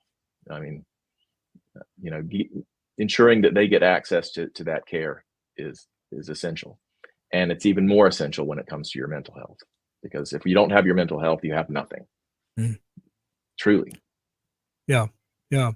And it's so important, the whole notion of awareness, I think, during this particular month is something that I think serves as a roadmap for many people, who may be either unfamiliar with warning signs, people who may be uncomfortable with behaviors that they may see or things that they may suspect. A lot of people say, I don't want to be invasive. I'm going to kind of step back. And yet there are times that we see people who are literally crying out for help. And crying out for help is not, to your point, that you're not always going to know or understand. Crying out for help is not that you can see something that is so overt that you can describe it and explain it. It could be some other thing that's subtle or hidden, but yet it's happening as a consequence of that person experiencing that. And so, to the point of why this month is so important and having awareness, we're not asking people to be therapists. We're really asking people to be mindful and asking people to be sensitive. Sensitive and supportive, right? That's absolutely true. And you made a point there. The idea of recognizing the signs, in my mind, it would be nice if we get to a place where that recognition isn't the initiation of seeking help. If where it becomes just a standard part of each and every one of us, where when we're feeling something that's not quite right, that we can recognize when something is not quite right, and then that we get the help that we need. That it becomes part of our you go to see the doctor, that becomes just part of the standard procedure. Is understanding, I mean, if you're not sleeping well for whatever reasons, and that is anxiety is a severe problem in the world today, and that is a mental health issue. I mean, that is probably the largest and most impactful mental health issue.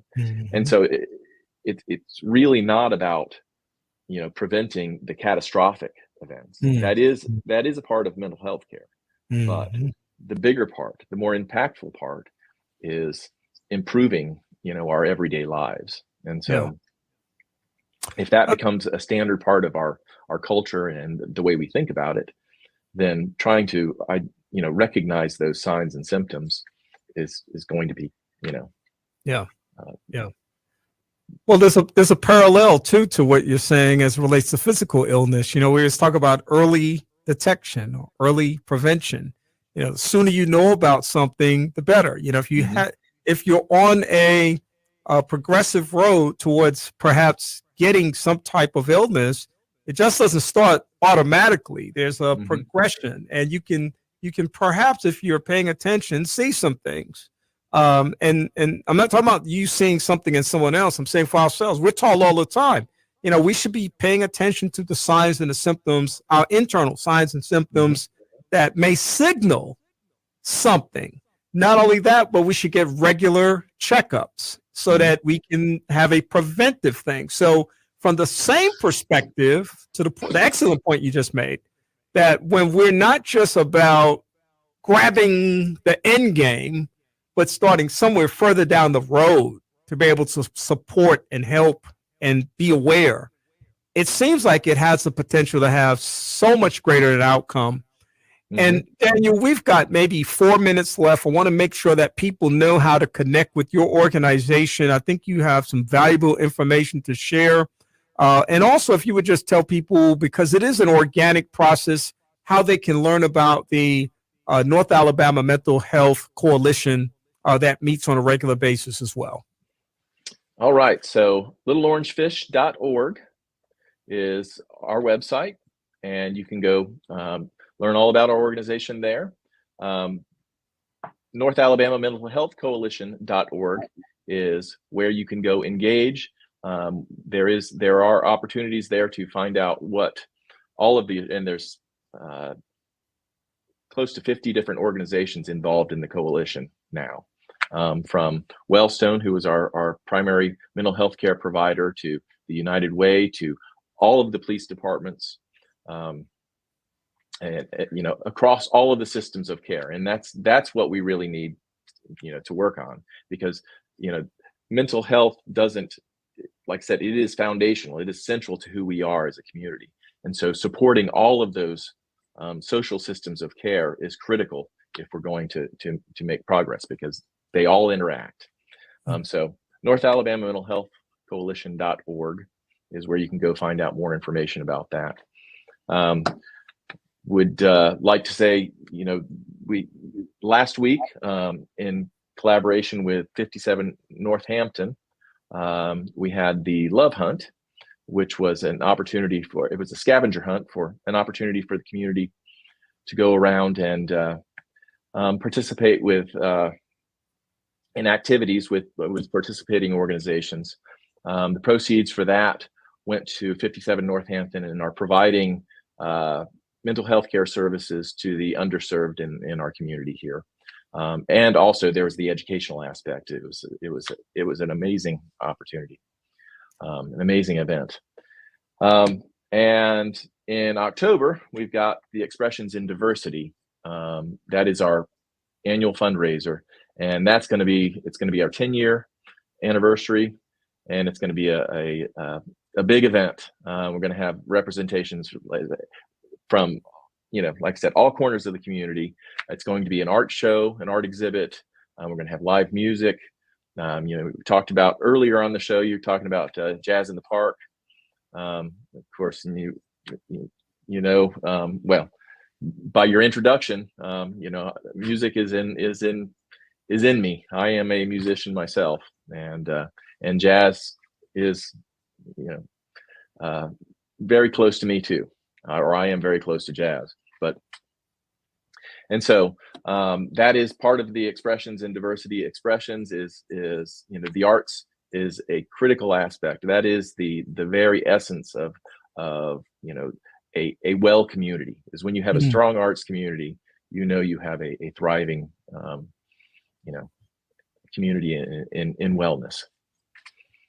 Listen, this has been a rich conversation for so many different reasons. The depth of information that we shared, which was an opportunity for people to understand the landscape here in our community, but also wherever you're listening, because you're listening perhaps in other parts of the nation today and maybe even other parts of the world.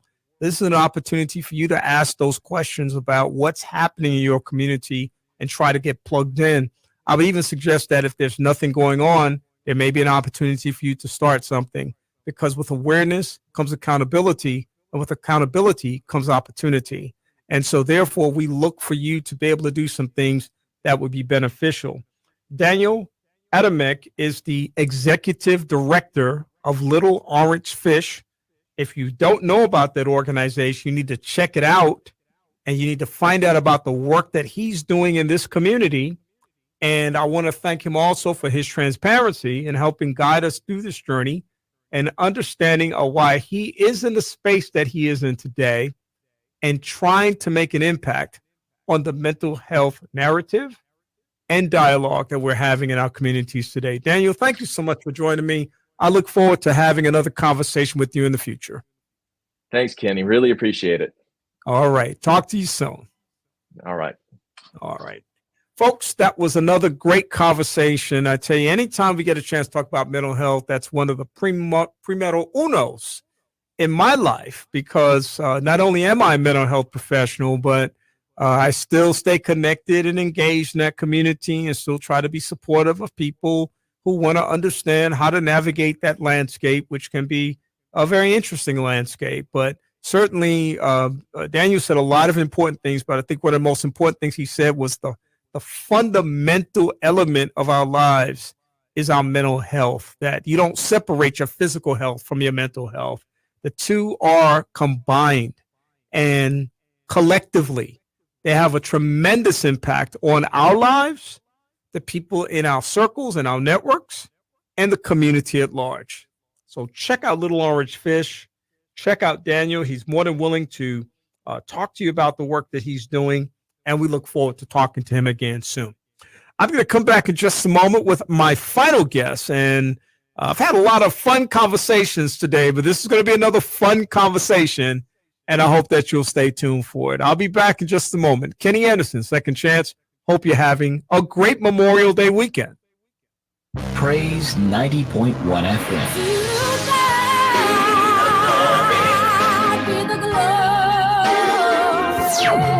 You are faithful, Lord, never wavering. I will choose Christ. The station for inspiration is Praise 90.1 FM. Neither WJOU or its licensee, Oakwood University, necessarily share all the views expressed in its programs. They are, however, presented as public information. There's a praise on the inside that I can't keep to myself. A holler stirring up from the depths of my soul. So excuse me if I seem a little giddy or maybe even strange, but praise is the way I say thanks. Sometimes I just get so bubbly on the inside. I just want to holler it out. Come on. There's a praise on the inside that I can't keep to myself. A holler, serving love from the depths of my soul. So excuse me if I seem a little giddy, or maybe even strange. Hallelujah. Praise is the way I say thanks. Now this is what I want you to do with that praise. Let it bring. Let it bring for the sound from your voice. All ye lands, make some noise. Oh,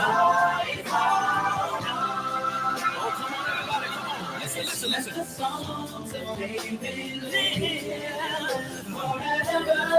Oh, yes. Why? Because praise is the way I say things.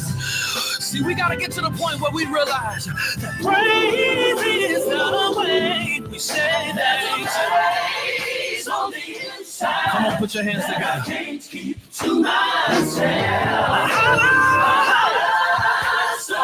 Oh, you ain't praised him until it came from your belly. So excuse me. I say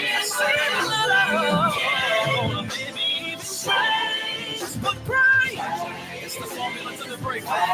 You need to try it. I can't hold it.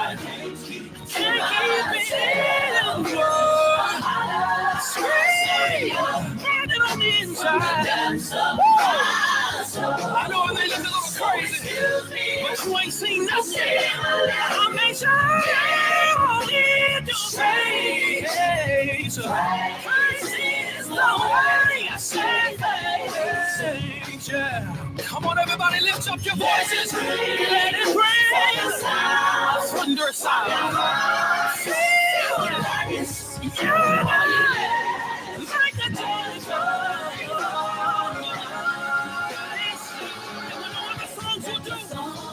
David live forever and ever. This praise is the way. Come on, let us hear you in heaven.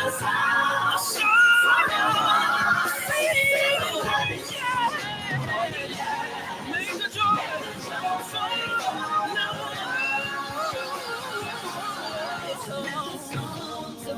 Let it be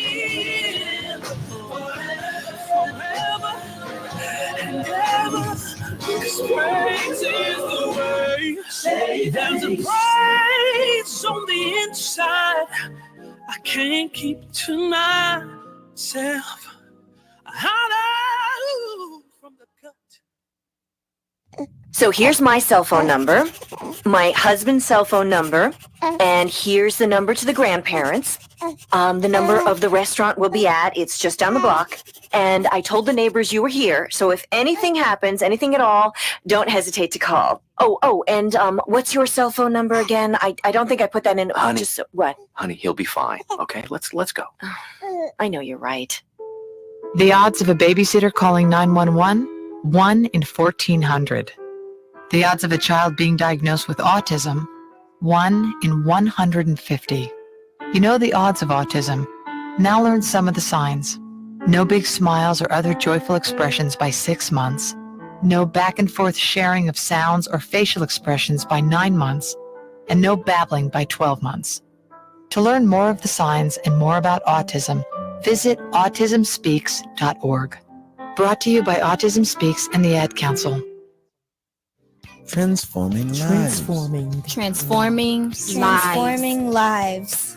You're listening to Second Chance with Kenneth Anderson.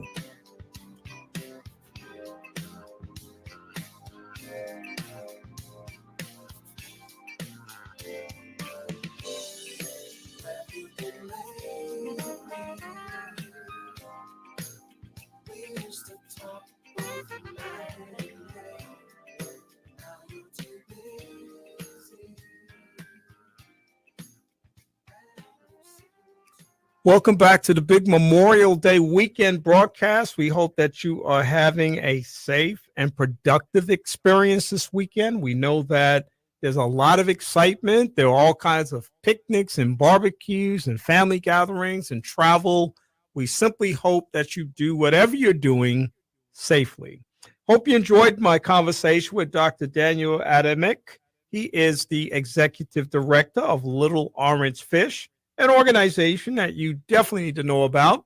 And of course, we had a conversation with him today about community mental health and some of the work that he's doing on the ground as an advocate.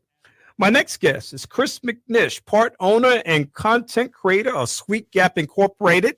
Sweet Gap started in 2009 as a woman-owned, minority-owned content creation company, including Sweet Gap Productions and Sweet Gap Photography. Sweet Gap specializes in headshots, business portraits, promotionals, commercials, and event documentation. Additionally, Sweet Gap crafts highlight reels for all social media platforms.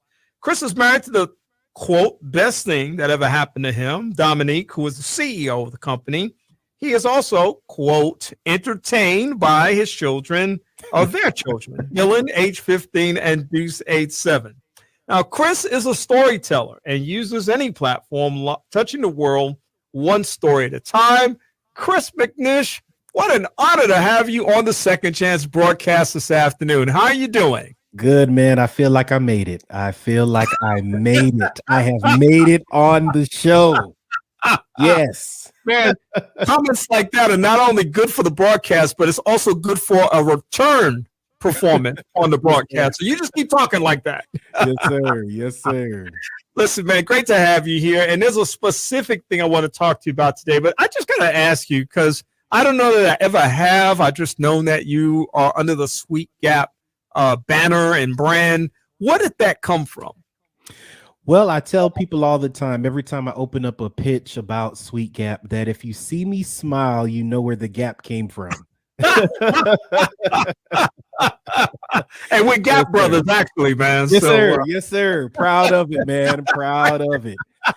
God has turned my insecurity into income. Wow. Hey, ooh, that's a nice place to start. Listen, Chris is an extraordinary photographer, an extraordinary videographer, and those are titles. But even more so than that, part of his introduction is where I want to begin, because Chris is a storyteller at the end of the day. And he and I have collaborated on some projects in the past. And Chris always has done such a good job of reminding me, I'm not just taking pictures, dude. I'm not just taking a camera and videoing something. I'm telling a story. Chris, just talk to me anecdotally about why that matters to you as a content creator. Storytelling is the essence of what I do. It's how I express myself, and I can't help but to fall into telling a story. Someone will ask me to take a picture, or someone will ask me to record something, and I can't help but to tell a story with it. It's like I have to control myself. Well, I can do this. No, I don't want you to do all that. And I said, well, if you can't have me do that, you can't have me, man, because it's the essence of me. Yeah. Listen, I think that's great. And more people who are in that content creation space are saying the same kinds of things. But I'm going to give you credit first, because I think we've had, from my experience, some of the deeper conversations and contextualizing why that matters and why that's important. Chris, one of the things I told you I really wanted to talk to you about today was one of my pet peeves. And if you see me smiling all the time, you know that I look like a happy guy. At least I think a lot of people do. Some people may have seen another side of me, and that part exists too, just because I'm a human being. But right. But at any rate, let's forget about that other side for a minute. Right. If you see me smiling, having a good time, enjoying life, that's actually who I am. But if you really want to rankle me, mercy, it's really not as bad as it sounds. Maybe rankle was a hard term, but if you really want to get my attention, and this is really a measure of grace, because if you want to get my attention in the professional space where people are operating as professionals, you got to have a professional headshot. Yeah. And I say this over and over again. There are times when I post on Facebook or social media, and I'll say, folks, for the last time, and it's really not the last time, because then I'll get another headshot that's not what a headshot should be.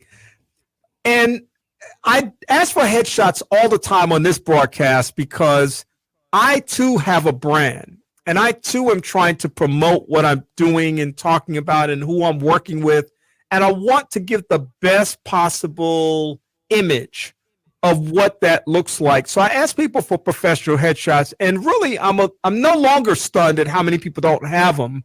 But I'm a little surprised at people who operate in professional space and they call themselves professional and they say things like, I'm taking my game to the next level. And all I do is ask them for a simple, can I have a professional headshot? And Chris, inevitably, they send me the picture where they're at the family reunion, the Christmas party, some other special occasion. With the Christmas tree behind them. The Christmas tree behind them, the lights, flashing. They sent me that picture, and they said, "Boy, this is one of my favorite pictures." And they're standing with their friends and family and a special person. And can you just edit the arm and the hand and stuff out of that? And I know Photoshop could do some amazing things, but brother doesn't have those skills. I need the raw thing. I need the professional headshot that you took some time and invested in getting. Chris, why do people need professional headshots? The main reason that people need professional headshots is because we live in a world of biases. People will judge you before you open your mouth. People will judge you by what you wear, by how you dress, how you walk, how you talk, how you carry yourself. So a headshot is your first impression, not only to your community or not only to your clients, but your headshot is your first impression to the world. What do you want the world to say back? What do you want the world to think when they see you without you saying anything? Professional presentation, yes, matters. Yes. If I'm going to apply for a job, if I'm applying for a modeling job, if I'm going to come on a radio show or a TV show and somebody asks for promotional materials, if I'm a professional speaker or I'm an author of a book, if I'm speaking at a faith congregation and they ask for a photo, you need a professional shot. That means something that you've invested some time in, sitting with a professional photographer, getting multiple angles, maybe wearing different kinds of outfits and forms of dress, maybe different backgrounds and scenarios. The whole nine, professional shot. This to me really says a lot. And I think you said it all, Chris, by saying it really speaks to who the person is and what their mindset might be. And a lot of people may be doubting that. A lot of people might think that what they have is sufficient, but in reality, it's not. And I'm sure you don't just say that because you're a photographer, but in the context of your storytelling, you also have the ability to draw things out of people through imagery that they may not even see. This is correct. This is correct. You're hitting it on the nail, man. You are hitting it on the nail. Yes. Yeah. And so, I want you to but you're the guy, you're the content creator. You're the one that sits down with people. You're the one that looks for opportunities to help people tell that story. And I know people do approach you and they say, I need a book cover. I just wrote a book. They say, I need some professional portraits because I'm applying for a particular career path and I need some pictures, or I'm part of a fraternity sorority and I want to take some professional pictures. What kinds of things do you talk to people about when they sit down and start talking to you about this whole notion of what this takes to have a professional headshot? That's a great question. And what a lot of people don't realize who has never gotten their professional headshot from a professional photographer is there's so much that goes into just taking a picture. Many people think, you come into the studio, you sit on a stool or you stand up, we put the lights on you and we take a picture. A lot has happened before that. What is the purpose of you taking this picture? Who's your target audience? What kind of clothes are you going to wear? And based on the clothes that you're going to wear, we have to find the background to accommodate so that it doesn't take away from who is the attention, who is supposed to be in this picture. And what a lot of people don't know, especially with Sweet Gap Photography, is when you look at a picture from Sweet Gap Photography, a lot of the pictures that I would say about 65-70% of the pictures are people that don't model. I get all the time people say, you know, I don't take good pictures, I don't model, but by the time they're done with the session, it's like, oh, can we take a few more? I like this. Because the thing about Sweet Gap Photography is that it's about the experience, and that's where you're putting your value in. The final product, it's going to do what it does, but it's the sum total of the experience that you have.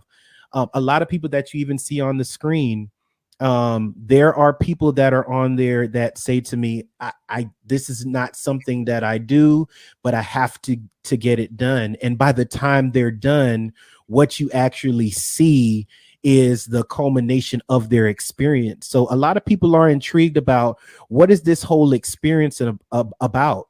And I took this idea from Disney.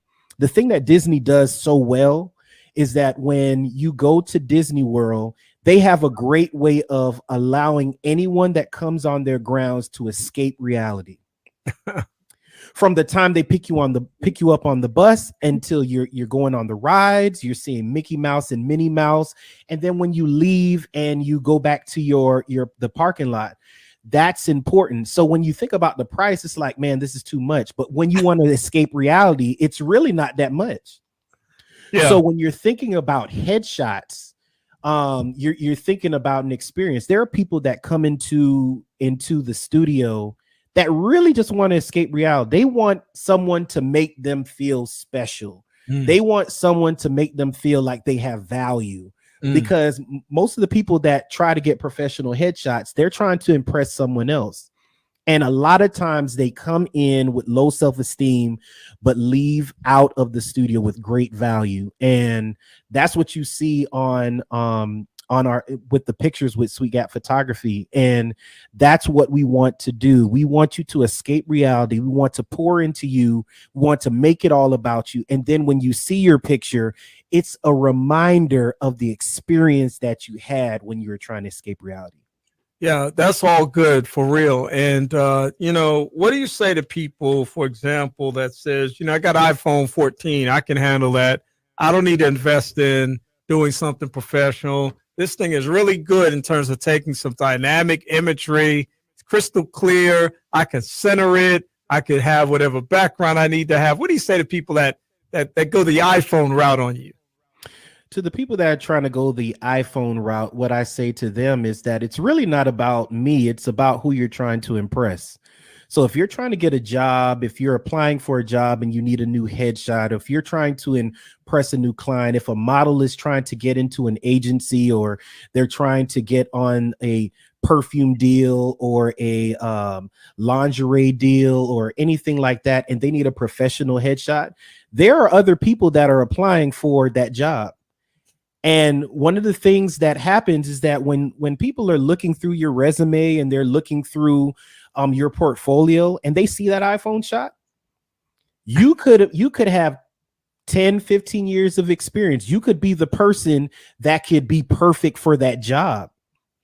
This could be your first time doing doing something for an agency, and they don't really know who you are, but that professional headshot kind of changes their perception of you, because that professional photographer that you go to has a knack for putting you in your best light. So if it's not really about us, it's about who are you trying to impress. So if you have 500 people auditioning for a job, or they're putting their resume for a job, and that professional headshot can be the deciding factor, you'll come to the studio and get a professional headshot. If I saw someone with a professional headshot and I saw someone taking a selfie and I'm looking at their resume and the resume is pretty much the same, they worked about 5 or 10 years, there has to be a deciding factor.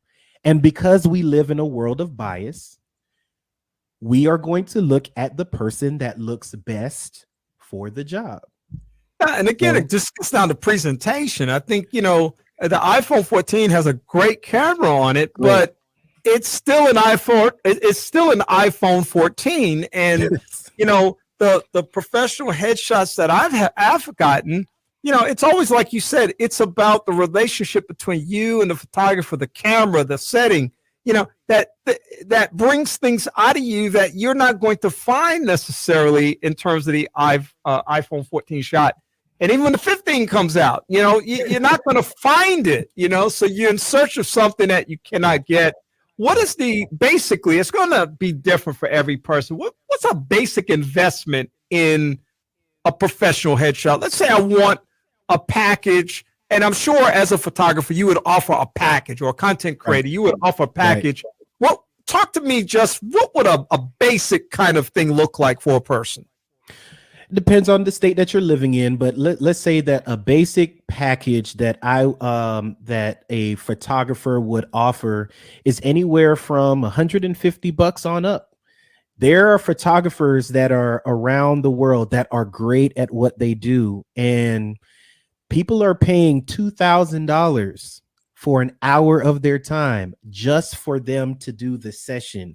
We're not talking about retouching. We're not talking about they're just taking the pictures and they have the raw images and then they send them to someone else to actually retouch.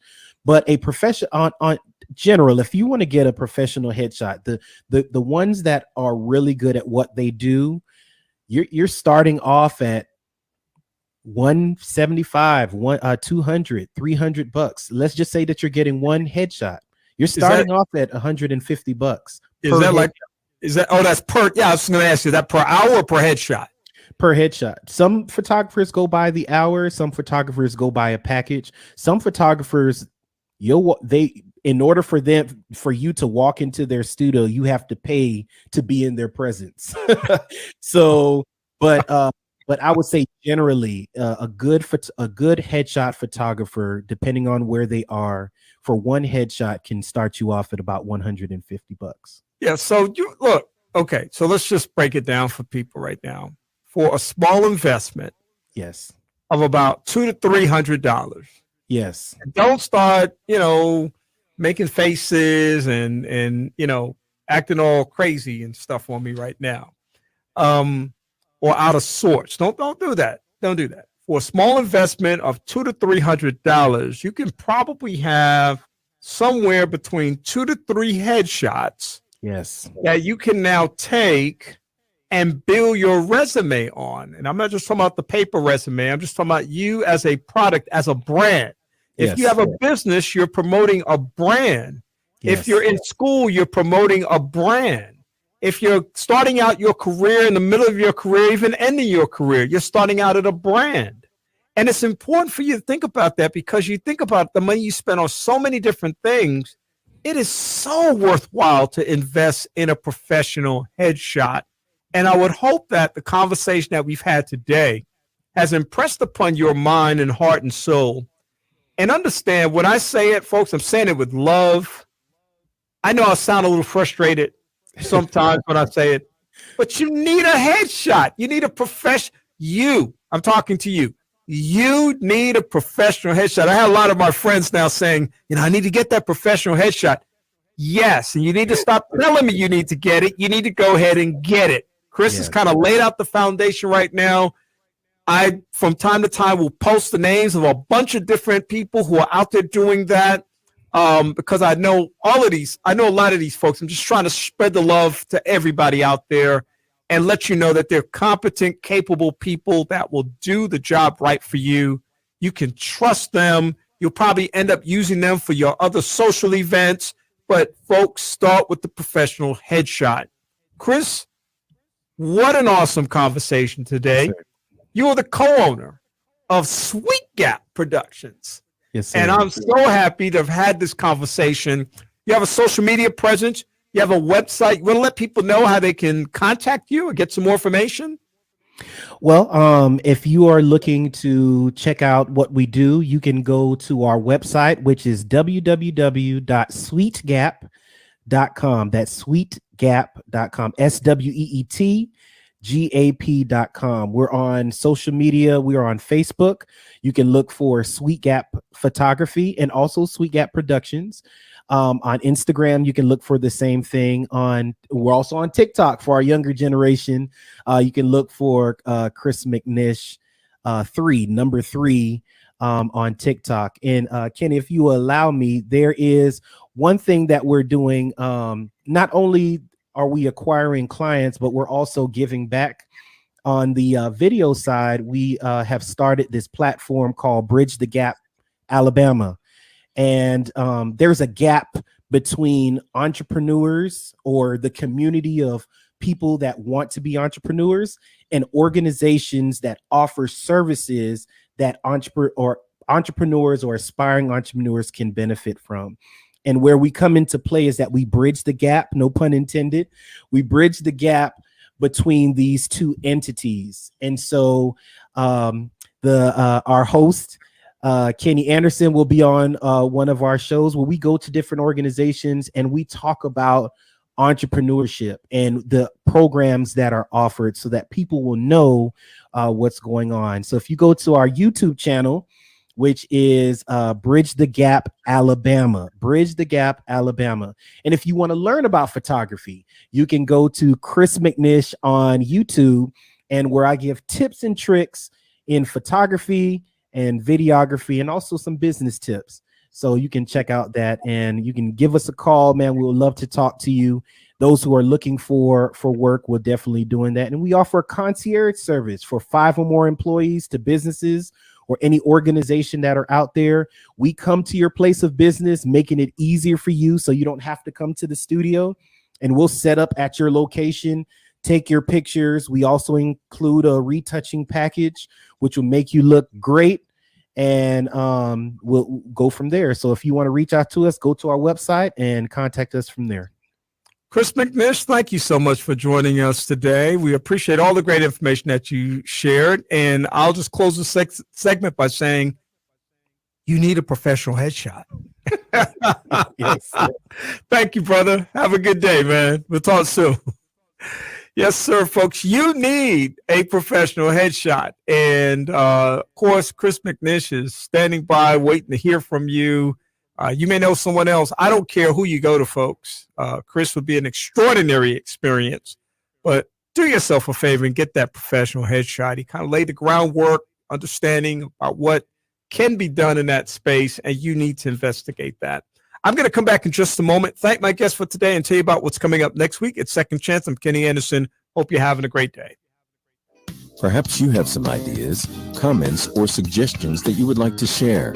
Or perhaps you'd like to be a guest on the broadcast. We'd love to hear from you. Please feel free to email Kenny Anderson at mxlife@aol.com, or you can like us on the Second Chance Facebook page. That's 2ND Chance. And now, back to more of Second Chance with Kenny Anderson.